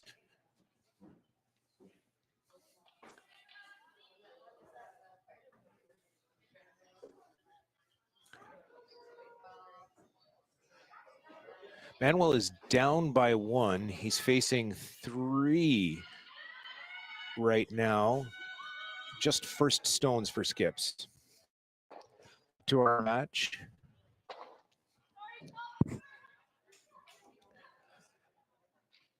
Hasselborg sitting 1 in the back 4. Artichuk has drawn to the top 12.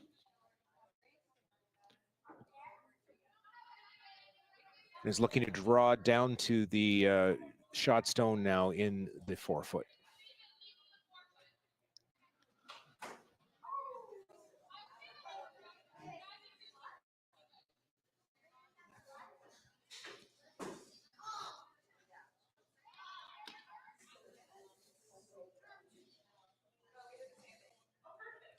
This looks a little strong. Sweeper's getting ready to try and curl the rock because I think they need to actually make some contact here.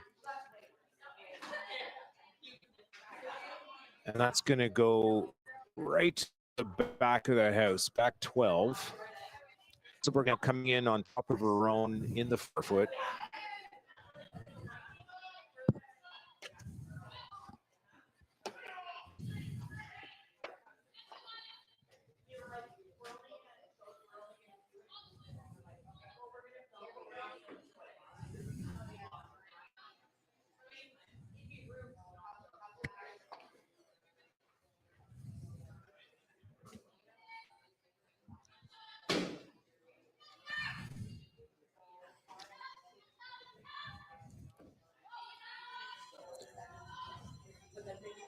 Line looks pretty good here. Wonder if these teams are being fooled by the speed a bit. This is a little deep. Oh, actually, it did put the brakes on right on the pin. Yeah, I was going to say, Matt, looks pretty good to me. If I threw that on any of the nights I curl, I'd be happy with it. But as the ice surface changes from all the sweeping, rocks running down it, of course, they're going to behave differently over time. Our ice makers here are doing their best to keep up with things. They are trying to scrape it between every draw.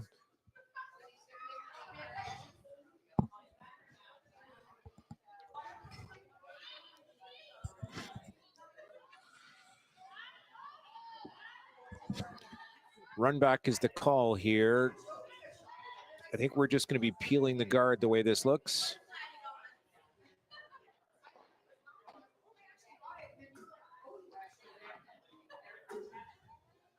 Team Hasselborg are going to put another yellow on top of their other 2.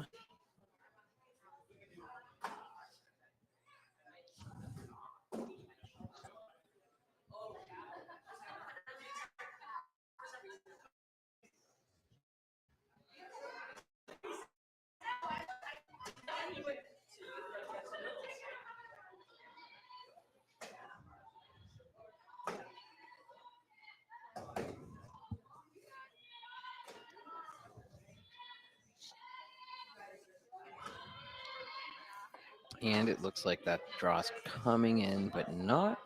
No, it's finished pretty light. Pretty nice. It's about halfway, Kevin. So I think the original call was to come to the house, but plan B, they've put up a center line guard there. And it does make it a bit of a tricky angle to hit that yellow, even though it is open. You could, of course, run the blue back into the top. Yeah, I think the better call here is to run the blue back into the 2 yellows sitting in the 4-foot. And that looks like something they're discussing or thinking about right now. With normal weight and the right angle, that could be a run back double in a heartbeat.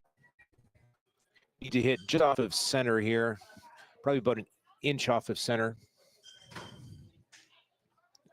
Looking where the broom is placed, this will have a good normal weight to it. Oh, almost looked like a call was peel weight.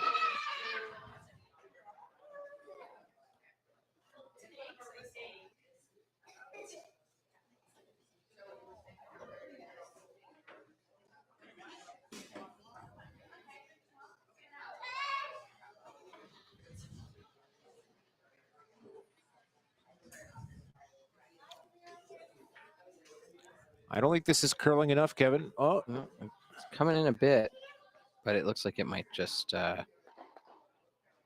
Okay, so there was a jam there. It didn't quite curl enough for the double. And luckily it just avoided the back blue there. So the Clark still sitting one in behind cover, back four. Looking to put another one top four. In stealing position with the centerline guard out front.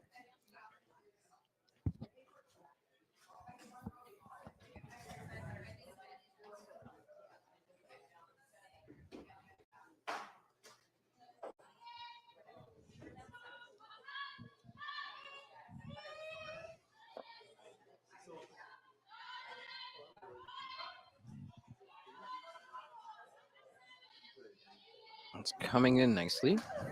Yeah, this looks real good. Your ash sweeping to curl it just a bit. Yeah, it's like that's going to end up just top four. That's perfect. Two rocks in behind cover now.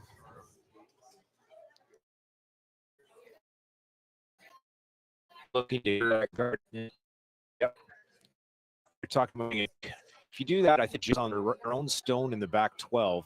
I think it depends which sort of, even though you're trying to run straight back, if you can get it off to the one side a little bit, you might be able to pop it out the right.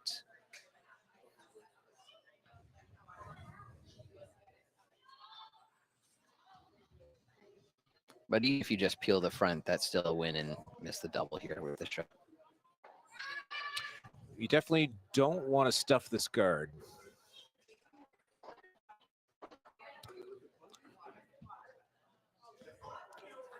Okay, Hasselborg is calling for that guard to be replaced. Shooter in the last shot did move off center, but it is still there in the corner guard position.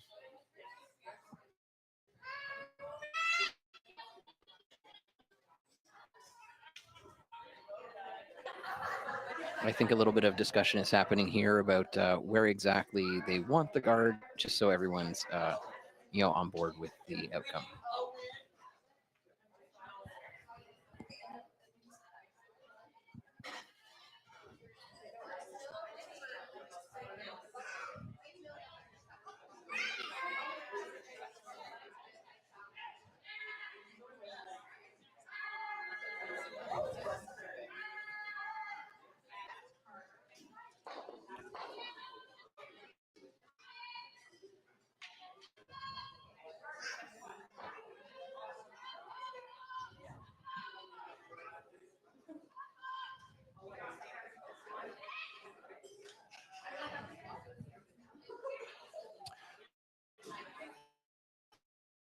Really got to more.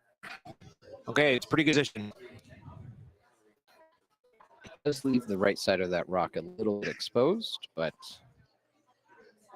it looks like we're gonna peel this guard again. Maybe try the run back again.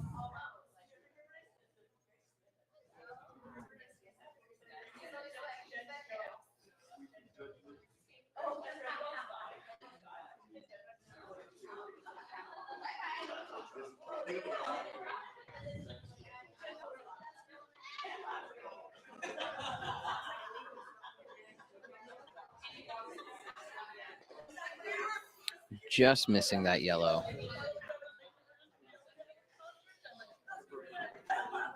And it looks like they're going to put up that guard one more time. Really, even a steal one is a victory. She's just trying to protect assets in the house there.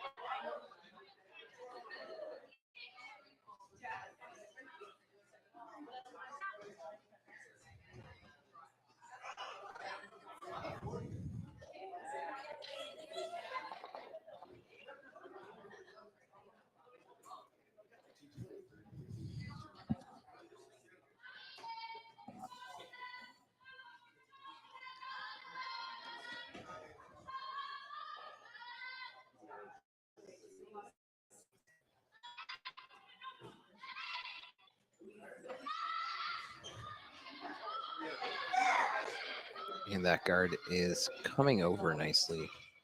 Yeah, it's in the perfect position. And are we going to see another run back here? Kevin, if that's a nose hit, it definitely causes a jam on the back rock. So they got to be careful here. It's got to be pretty precise. Now's the time when you're pulling out the protractor and looking at the angles to see what lines up. Angle of incidence equals the angle of refraction.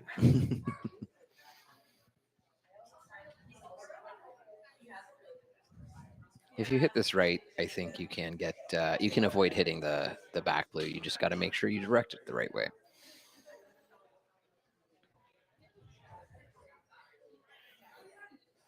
This is one of those instances where I wish we could get the arrows onto the still frame here and just play out where the... Yeah, Kevin, I think next year a telestrator is going to be in our budget. Yeah.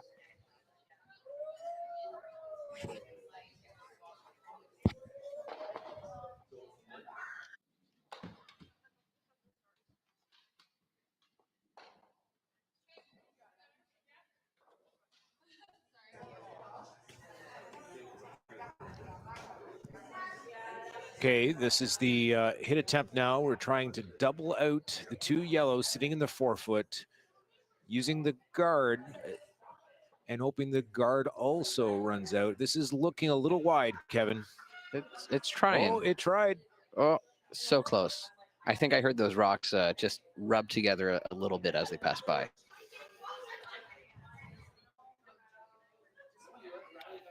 Once again, another guard, and actually the shooter in that last shot has closed down the scoring zone just a little bit further here.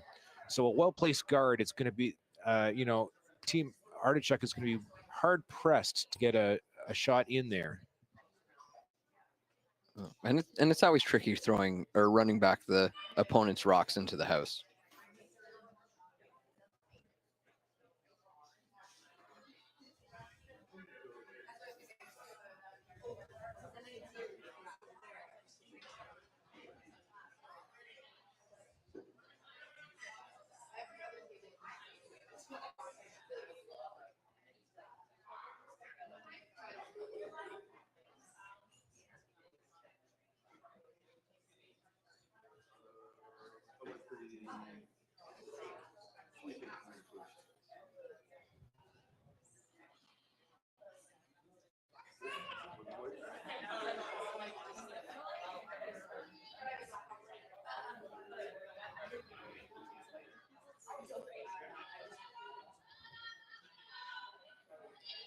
And this rock has to get over a little bit more here. Sweeping really hard for the curl now. Both of them on it to try and get it to curl. Does it come over enough? That is amazing sweeping right there. Yes, it does. Now, when you're looking down the same shot you've thrown a couple times and it hasn't quite worked out, it is quite a daunting task from the hack, getting your head in the game. Yeah, at this point, Artichuk's got to be looking at how to cut her losses here in this end, and I don't see an easy way to do that. It looks like they may be playing the tap here and trying to raise that into hopefully the button or onto that back yellow, or at least into the 4-foot fully to cut the loss to 1 here.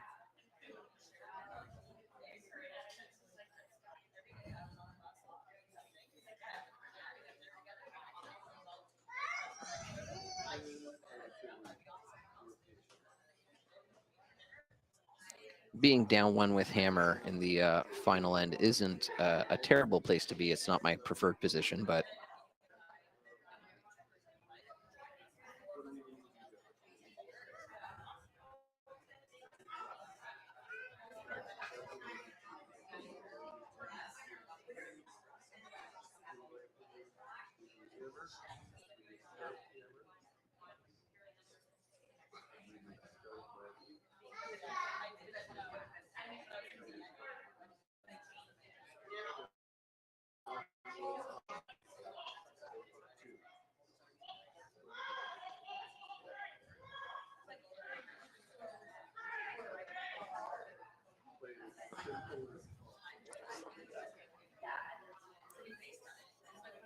Going after that guard again in the run.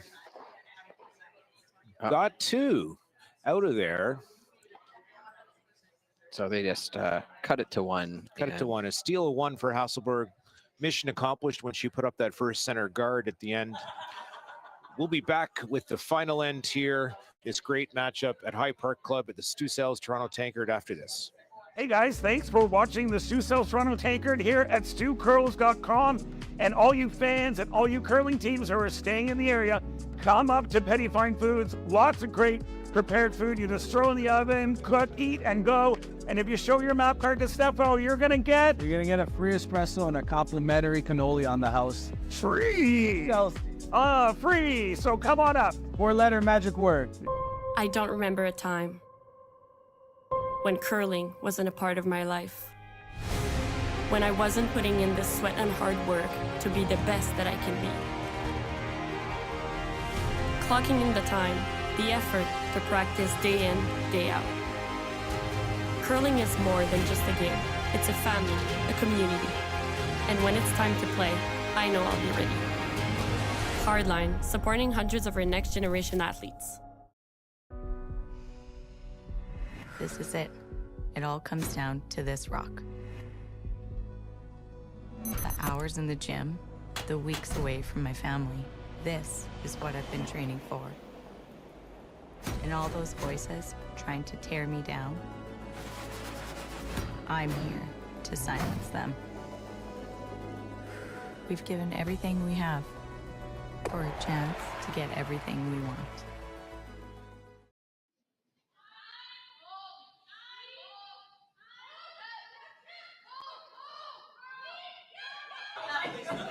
And we're back here in the 8th end. A nice center guard here put up by Hasselborg.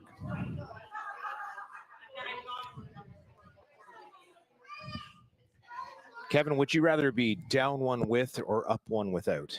You know, it's a tricky spot because as long as you play everything technically and do what you're supposed to, you should get to no problem. But as we know, curling doesn't always work that way. I think I'd rather be up one without.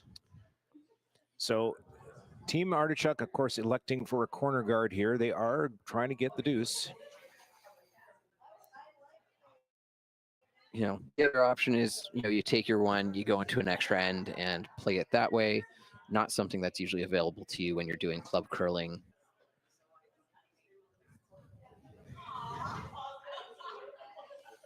Hasselborg coming around her own.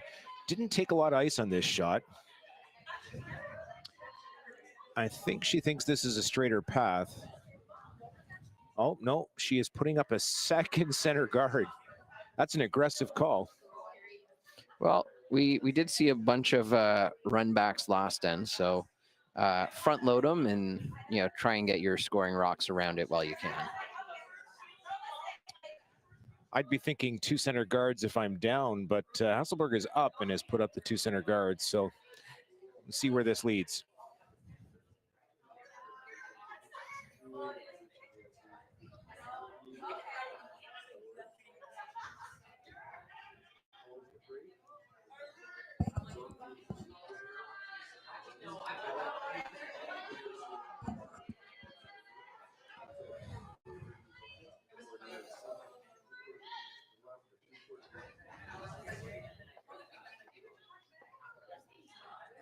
Artichuk now coming around the centers.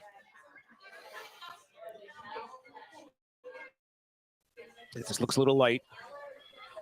Will it get some paint here, Matt?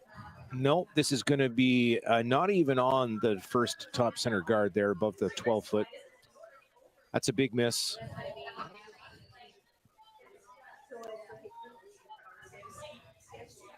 It's also not in a great position to be promoted later in the game if needed, as things currently stand. Changing up rocks here just before throwing.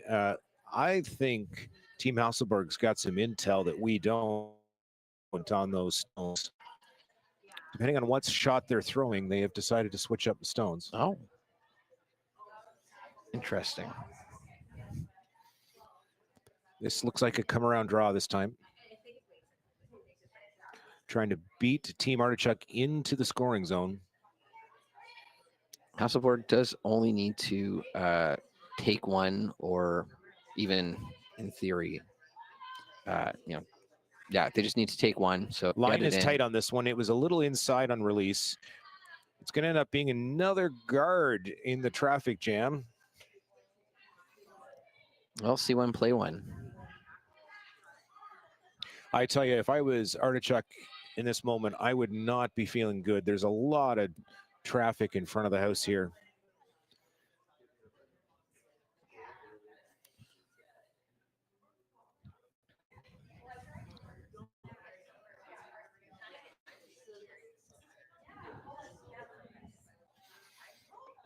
The straw does have to move and get around,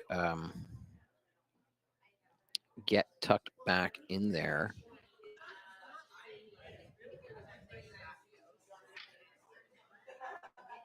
So I think they're going to be looking for this rock to really finish here and pull in behind those yellows. That was a good release, a good throw. It is looking pretty tight on the line. They're sweeping for line. It's got enough weight. It is now by the guard. Just scraped by. And where does it end up? It ends up right on the pin. That's a good shot. That is what we call money. Hasselborg now going to follow this down, maybe move it a smidge. You know, I can't see our title sponsor's nose.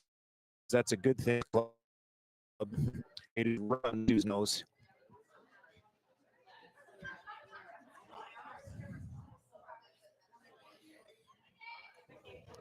Watch them just sweep this to curl as soon as they're by all the traffic.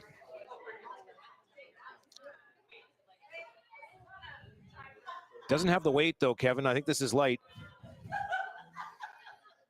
It does look like it. And it's in a difficult position to even try to raise it or run it back. Oh, Kevin, the tying point is in. Now, do you play for the tie, Matt, or do you play for the win here?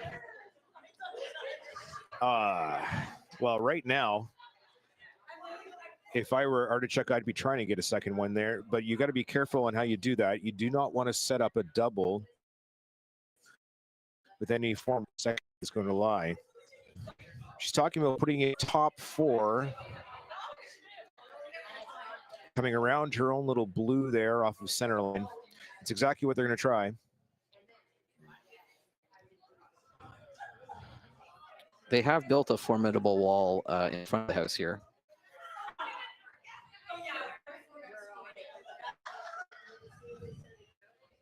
I'm just looking at the yellows in front of the house. There's not really an angle that works well for an angle raise for Team Hasselborg to get that shot stone. No, but you know, depending how you do it, maybe you try some weird triple, jiggle some things around it and free up some space. Advantage here now is to Artichuk. It makes me question once again the double center guard by Hasselborg when she was up in the game.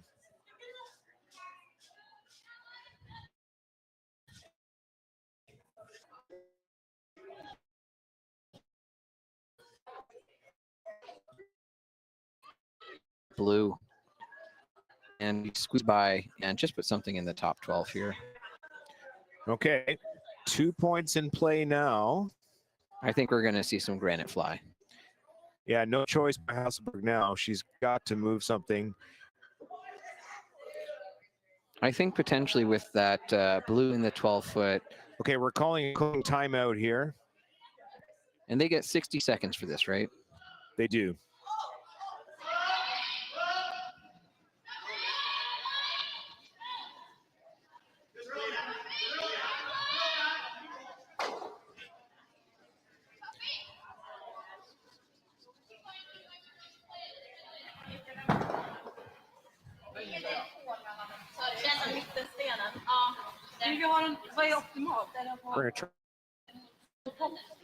We're gonna try and listen in here. If anyone speaks Swedish and wants to help us translate, that'd be great.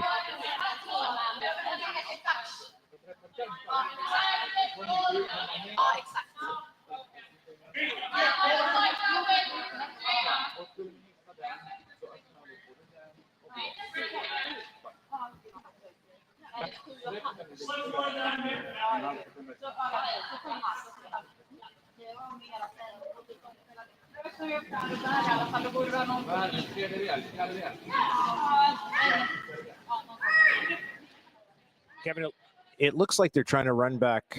They're going to try and do an angle double here off the center line. 2 yellows into the blue that was just thrown. Do you think with the right angle, you could run that yellow back enough to get it onto the one on the button? Or No, do you think no, I don't think that's what they're trying here. I don't think that's there. Yeah. Well, the benefit with something like this is even if you don't quite get the shot that you're called, you're moving some of the rocks around and potentially freeing up some space to come in at a different angle. Yep. I'm going to call this wound self-inflicted on Team Hasselborg. All right, I'll make sure to note that down for the fans at home when they read the play-by-play put together by Matt.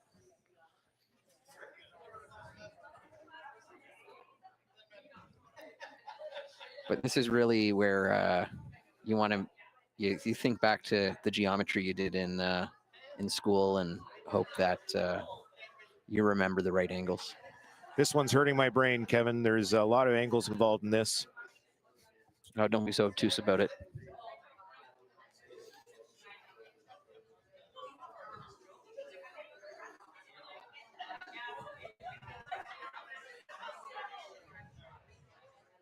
Did they get the right angle? Just wow. through. Very close. Wow. Didn't see that one coming. Now, there is a bit of a silver lining here, and that's exactly what Team Artichuk is seeing, is that there is a exposed yellow now, pretty clean line straight back at shot rock. Yep, and they called that guard pretty quick, so. Yep.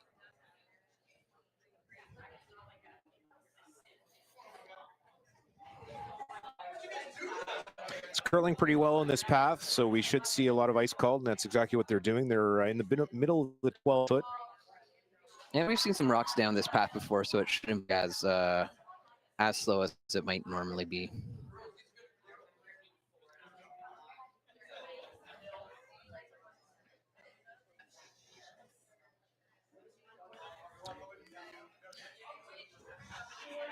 Right now, Artichuk thinking it's hanging out there a little bit. I think it's got to slow down, but I think it's going to turn out all right. Here it goes, slowing right down. There we go. And it has done the job. That run back is not there anymore. Or certainly a much higher level of difficulty with a second rock in play. They are looking at running that rock that just ended up there into one of their yellows. Now, would you run that, or would you run the center line yellow that's a bit higher up? Oh, Kevin, that's in another area code. That is way up there. There's long distance charges on that one.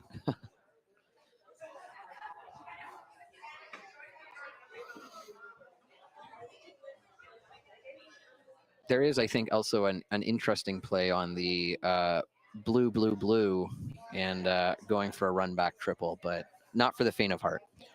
That is there, Kevin. I don't think they've seen it. I'm wondering if you need to go out there and show them the way. I think there's a reason why I'm not on the ice today or this weekend.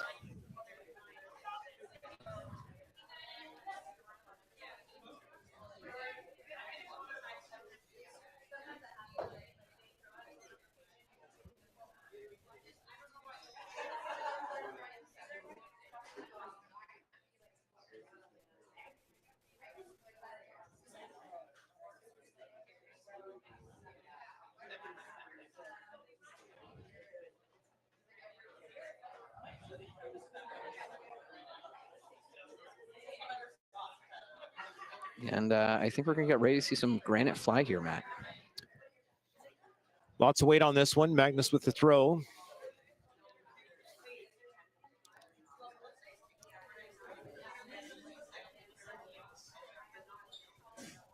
Oof. Tough break. That's a tough break. Kevin, I keep saying this, but this goes back to throwing 2 center guards when you're up 1. Yeah, it's sometimes it's one of those things that you'll think about on the car ride home after the game and have to reflect on it a little bit. I think they should have kept it a little cleaner, even though they didn't have hammer. Team Artichuk's going to have a little bit of a conference here. Calling another house party, and yeah, I think she's wondering whether that yellow is, you know, enough of a threat on the run back here to do something about it, or just put up another guard. It looks. You know, if there's anyone that can make that long distance shot, it is Anna Hasselborg. That is true, Matt.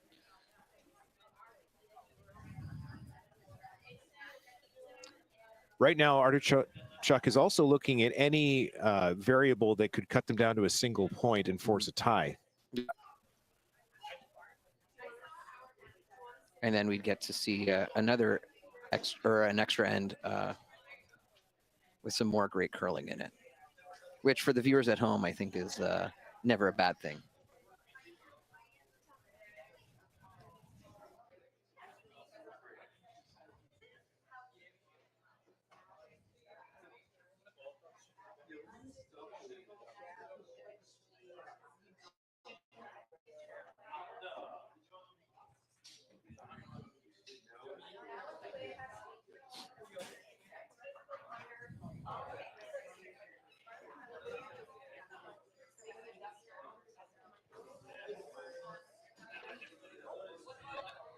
Looking to guard, it looked like they were looking to guard the angle raise on the yellow that would be promoting the yellow into the house.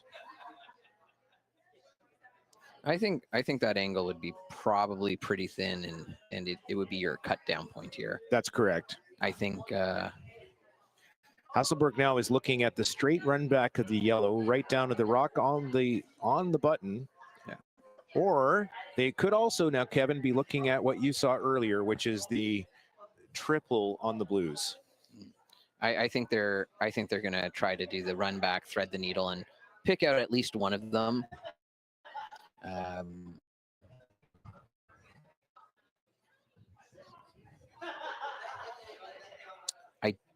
The angle's tough though, because you got to make sure you avoid that blue just off of center and come back.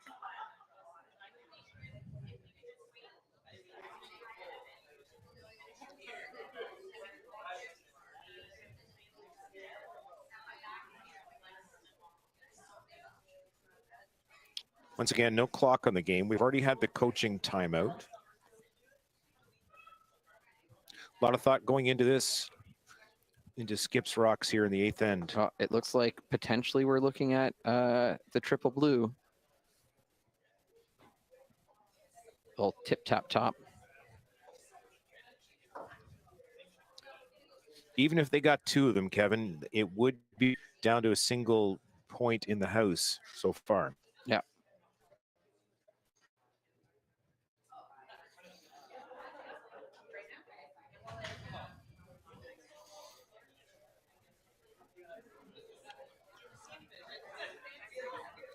Now, if you could only take out one of the ones in the house, would you want the one in the 12 or the one in the 4 if you're throwing this?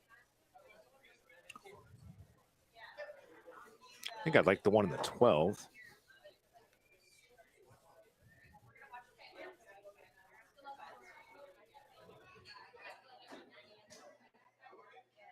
Making sure the rock's nice and clean here.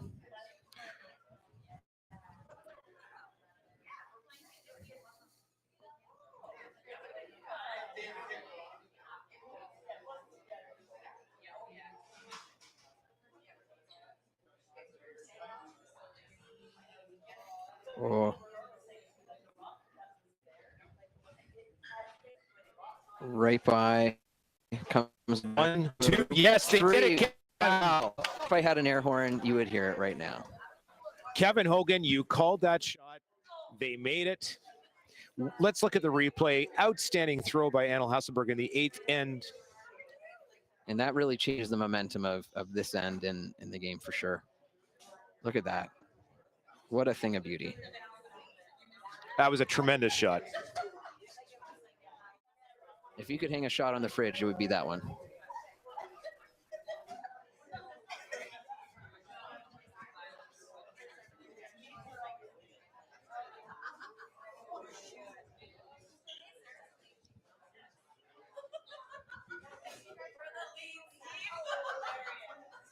Now, of course, Artichuk is looking to sink another one into the house around that yellow. And with only 2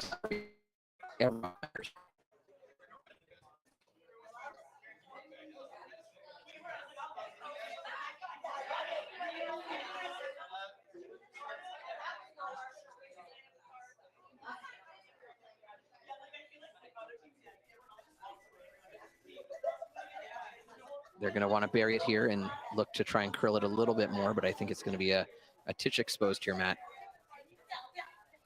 It is a titch exposed. Really now, Hasselborg is probably just going to try and pick this out, which might force the tie. Inside roll, she'd be putting a lot of pressure on. She's looking at it. Yeah.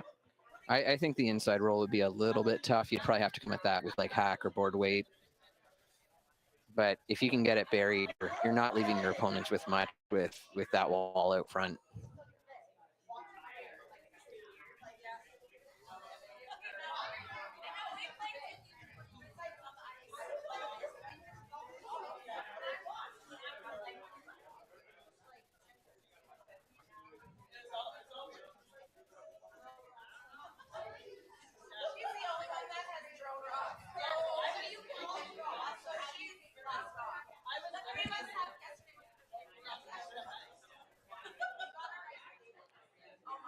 And with that amount of ice, I think they're just looking to chip it out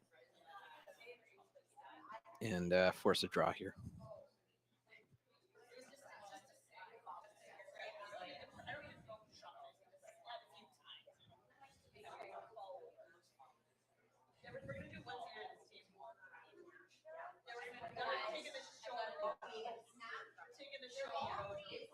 Here comes a heater.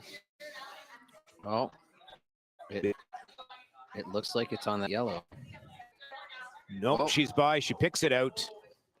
This is forcing Artichuk for a draw for the tie. I said it at the beginning, Matt. One of the hardest shots in curling is a open draw.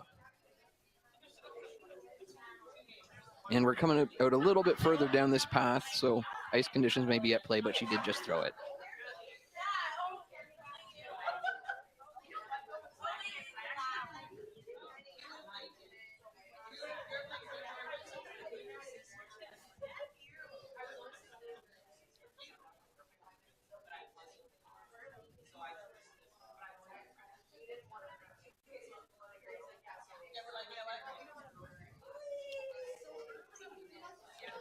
Looks like a clean release. They took lots of ice.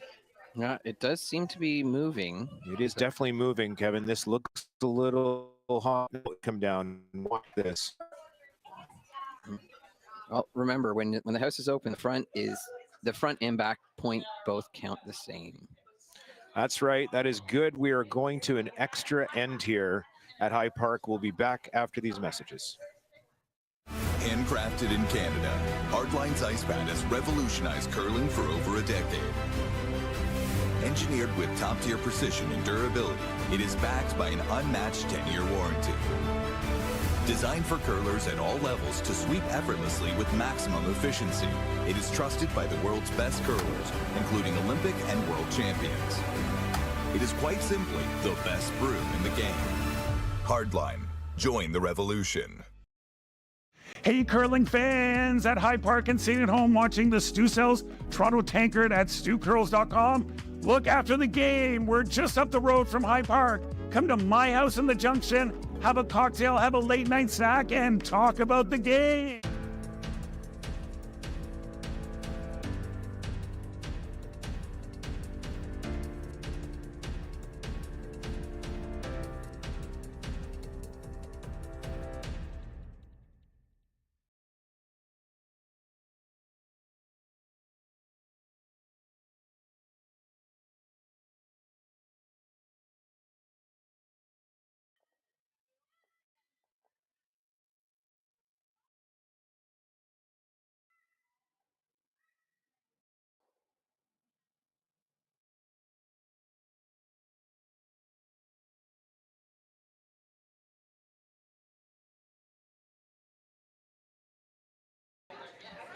Well, Kevin, we are back. It is the 9th end here at the High Park Club in the Hasselborg versus Artichuk game.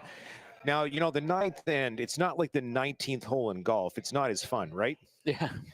Well, I think both teams have a bit of pressure here, especially with the start of the last end, and really looking just to secure some real estate on the 4-foot or button, and then sort of blocking your opponent out from taking it from you. Not only that, Hasselborg now has hammer in the 9th end after forcing the single in the 8th there in the tie. Which is quite the advantage in the end, especially if you can keep it clean. A reminder to everyone, tonight at 6:30, we have High Park Club's own Team Armstrong versus Team Tirinzoni from Switzerland. At 6:30, that's the A women's qualifier. That's a game that everyone wants because you get a bit of a rest. Here in this weekend is a triple knockout. I think that's the fairest format in curling.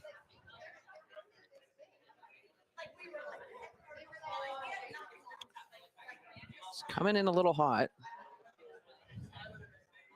This might be Backhouse.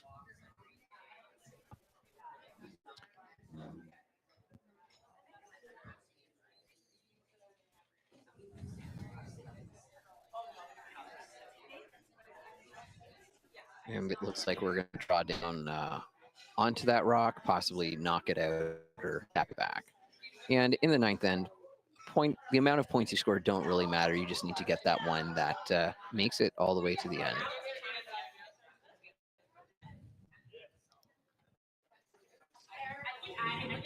Oh, and the skip's coming out to help with the sweep because it looks a little light here. That is one of the challenges with a three-person game.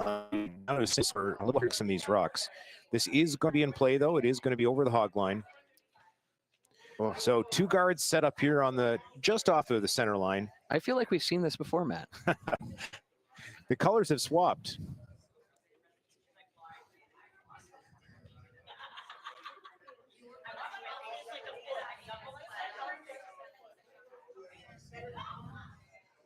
Really positive release out of Team Hasselborg here. That looks like it's got a little steam on it, Kevin. Yeah, it looks like it might be hanging out at the back of the house on the patio, maybe. Oh, no, here it is. They're a really good judge. Look at this. That's going to be back 4. No, T-line. Now, I take my judgment back. Hasselborg sitting 2 in the house with hammer.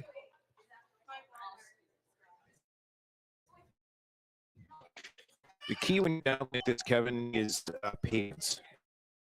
And you notice that Artichuk is not making a play on the 2 Hasselborg stones yet.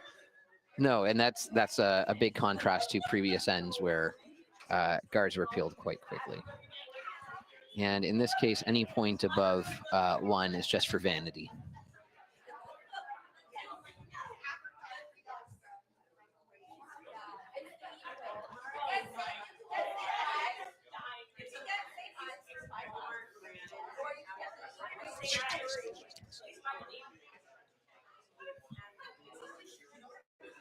This is coming in nicely. We might need the back one. Yeah, this is definitely needing backing. That looks to be about back 12 weight. Just clips the Hasselborg stone. Unfortunately, it put it right in line with the guard. Not out. Not much of a shot. Guards clean up the scoring zone. Well, with hammer, you want to make sure you have a clean end, so that no draw or rather than say run backs or come around to try and score that point. And a nice peel.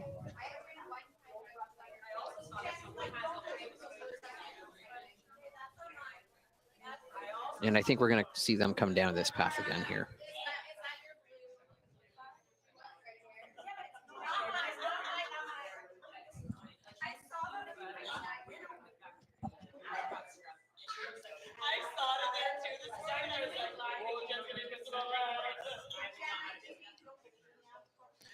One more attempt at a draw in behind cover.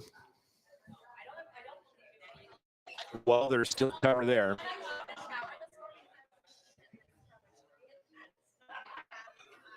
This one also looks a little heavy from our perspective, Kevin. Yeah. But we do have the high ground, Matt, so. It's going to end up making contact with their own guard. So they are setting up now a double guard. It's frozen. That's actually not too bad at all. No, and it looks like if you hit that blue, it might go back into the blue just because it's frozen. It doesn't have much way to direct which way the back one comes out. But it looks like they're looking to hit and maybe spill some stuff, move it around, pick out the back blue.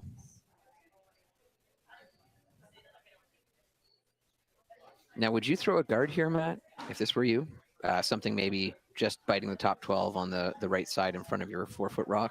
Hasselborg, no, I would not throw a guard. I would not throw a guard at all. I have hammer. I want to keep it clean. In this case, Artichuk did the right thing there. The frozen guard is much harder to remove. She showed patience and not, trying to attack the Hasselborg stones.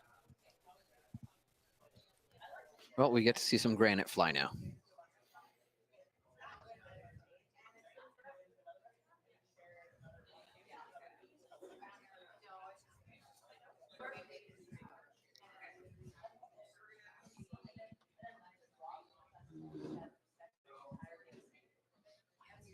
Expect this to have a little pesto on it.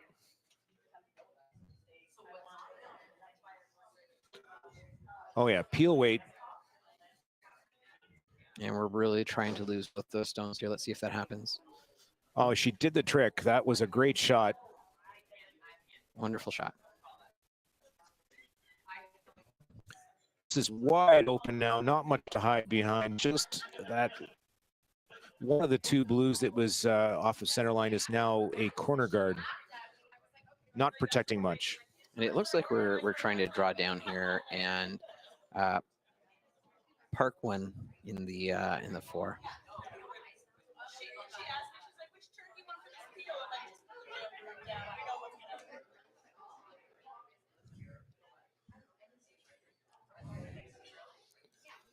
Artichuk is, I think, looking for the corner freeze now. I think you need to get on that if that's what you're looking for. Oh. Left it in front. Hasselborg left out. In the driver's seat. I guess you're almost hoping here that if you do have that, you're going to be they're going to be catching your blue on one of their left. Yeah, Artichuk is definitely hoping for a jam on one of these clearing attempts. The way this was just thrown, I don't think that's going to happen.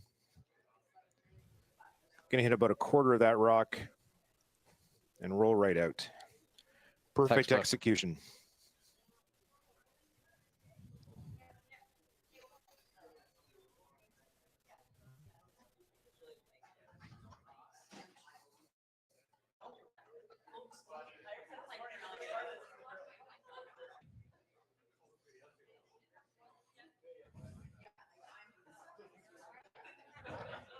Not much left now, but a perfect freeze to stay in the game.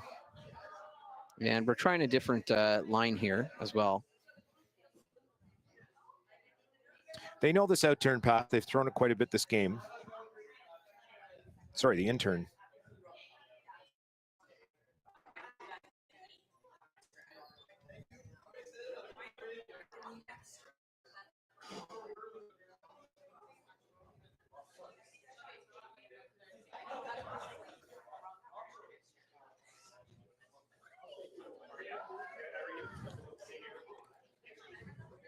This is curling. They got to keep this straight.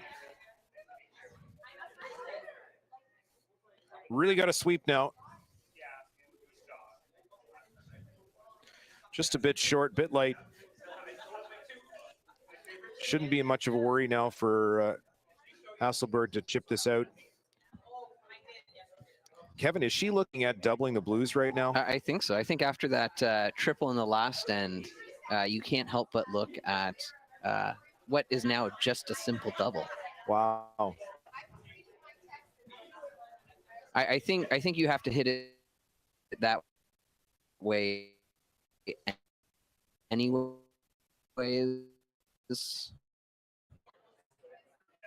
So why not make it up? Why?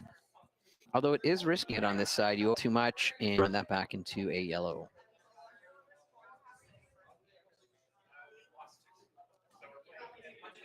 But usually the weight's there to compensate for that and keep it on the outside of the rock.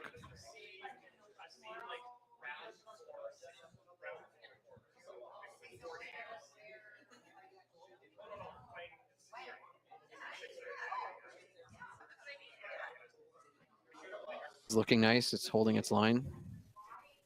And she has got it. And the double. What a great throw by Magnus there. Here's the replay.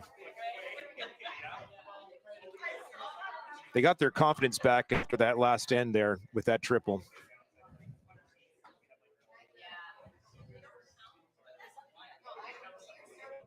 And now it's really hard and sort of, Artichuk's going to be chasing a bit, trying to get a foothold in the house. And you never want to be in the position where you're wishing, as you're watching your opponent throw, that you're wishing that they miss their shot. Okay, another freeze attempt here.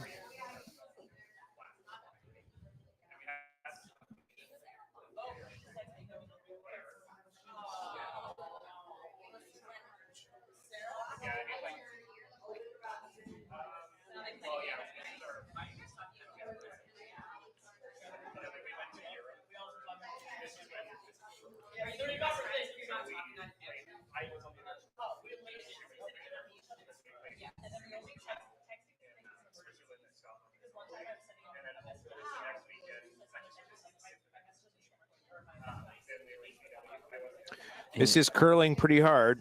It might be on the back yellow, Matt. That's actually not a bad call either. It's got a bit of weight to it. I don't think it's quite heavy enough for that. That was kind of one of those in-between shots that just didn't work out. There are some catchers here, though, if you hit this wrong. But I think we're going to see the same turn, same weight, and just pop it out and get rid of it. Yeah, Team Hasselborg knows this in-turn hit well.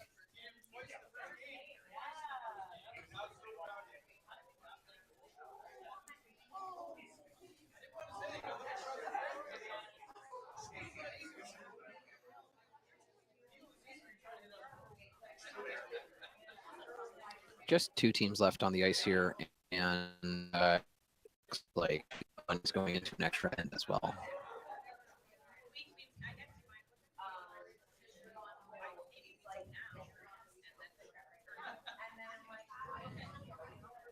Team La Douceur there on sheet 1 features some High Park homegrown talent. Michaela Robert.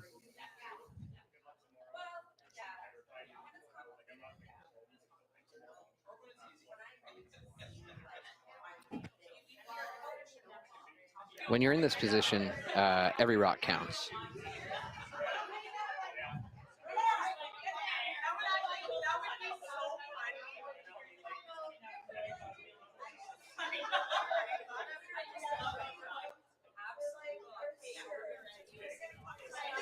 Oh.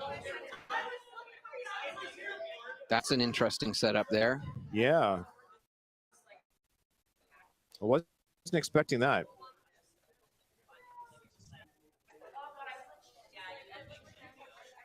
It looks like they're talking about promoting that blue into the yellow. I wonder if that was what Anna Hasselborg was planning on her shot there. I don't think so. I think they were just going for the hit, pop it out, and who cares about keeping the shooter at this point?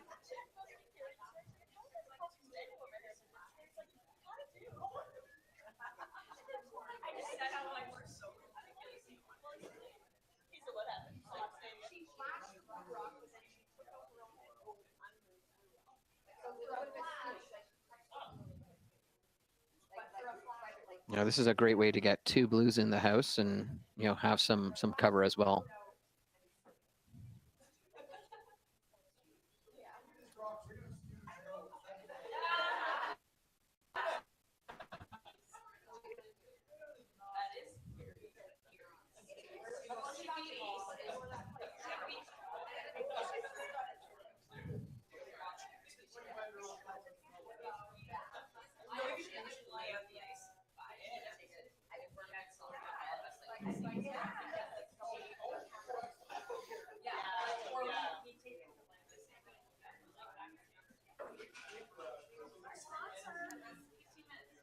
Lots of discussion happening. Looks like are they opting to use their timeout here? Yeah, I think they have called their timeout. Yeah.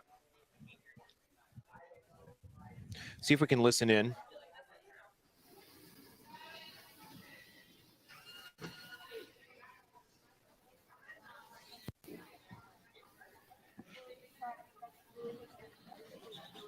I'm worried that every single shot is like, we don't have much of a choice.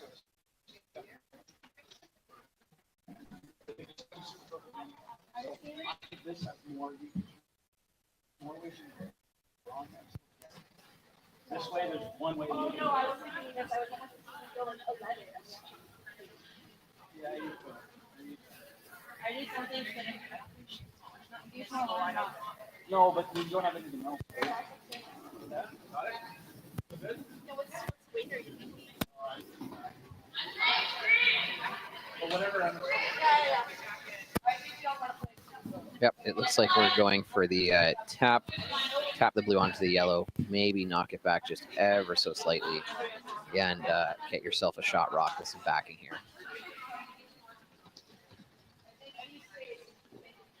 If they could ever get her bluestone to sit just on top of that yellow and be shot, and then have their shooter sit on top of that, they'd be in wonderful position. Very difficult shot.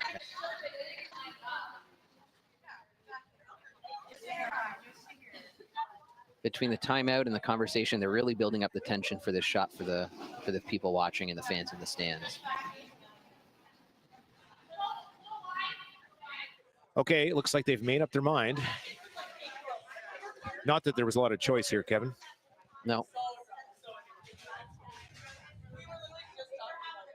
Sometimes you just need a little reassurance in your decision from someone who's not in it at that moment.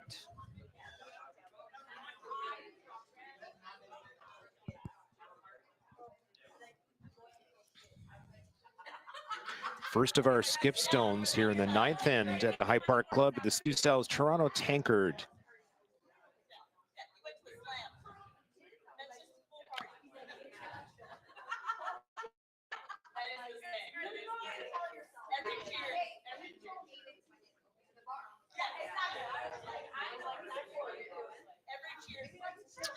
Yeah, it looks a little heavy, but I think they're sweeping. Yeah, they're sweeping for line. It's curling. Needs to come in quite a bit here. Oh, this looks good. Finishing this nicely. Looks really good. Finishing nicely. That's a fantastic throw. Great shot. Wasn't enough to get shot. Really hard to tell from our overhead position here. Pull out the measuring broom. Let's make some guesses. I think Hasselborg has considered it shot the way she's setting up now. So her choice here would be a draw tap at the blue. Or would she try running the blues in a hit? It would jam into the yellow. Could try the chip, but that's risky. Get right out. That's also there. The thing is that the shooter bluestone here that's sitting in the top 8 is out counting the yellow in the back 8. So really good position for Artichuk to be second and third shot right now.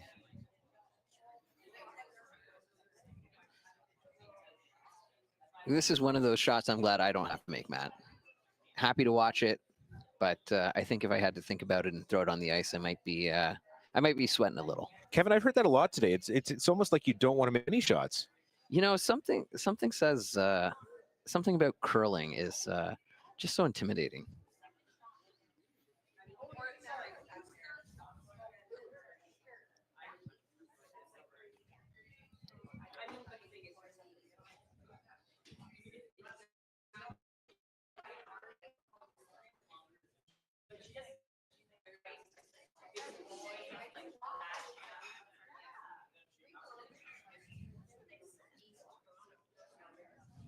Okay, I believe she has called for the pick. Here's Anna Hasselborg's.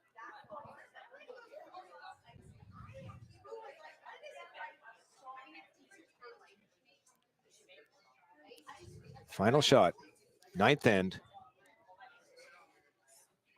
Oh. Oh. I think they like it.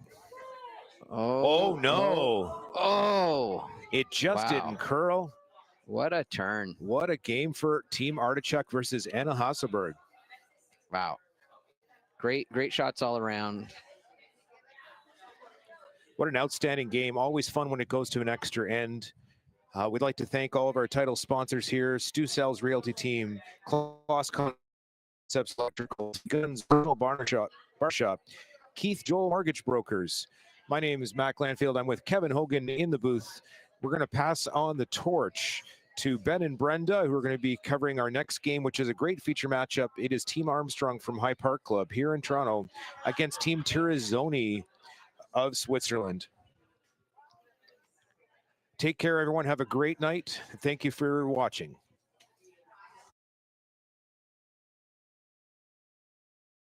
Hey, curling fans at High Park and sitting at home watching the Stu Sells Toronto Tankard at stewcurls.com. Look after the game. We're just up the road from High Park. Come to my house in the Junction, have a cocktail, have a late night snack, and talk about the game.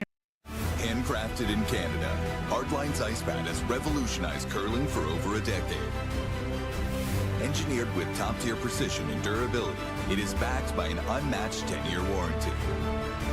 Designed for curlers at all levels to sweep effortlessly with maximum efficiency, it is trusted by the world's best curlers, including Olympic and world champions.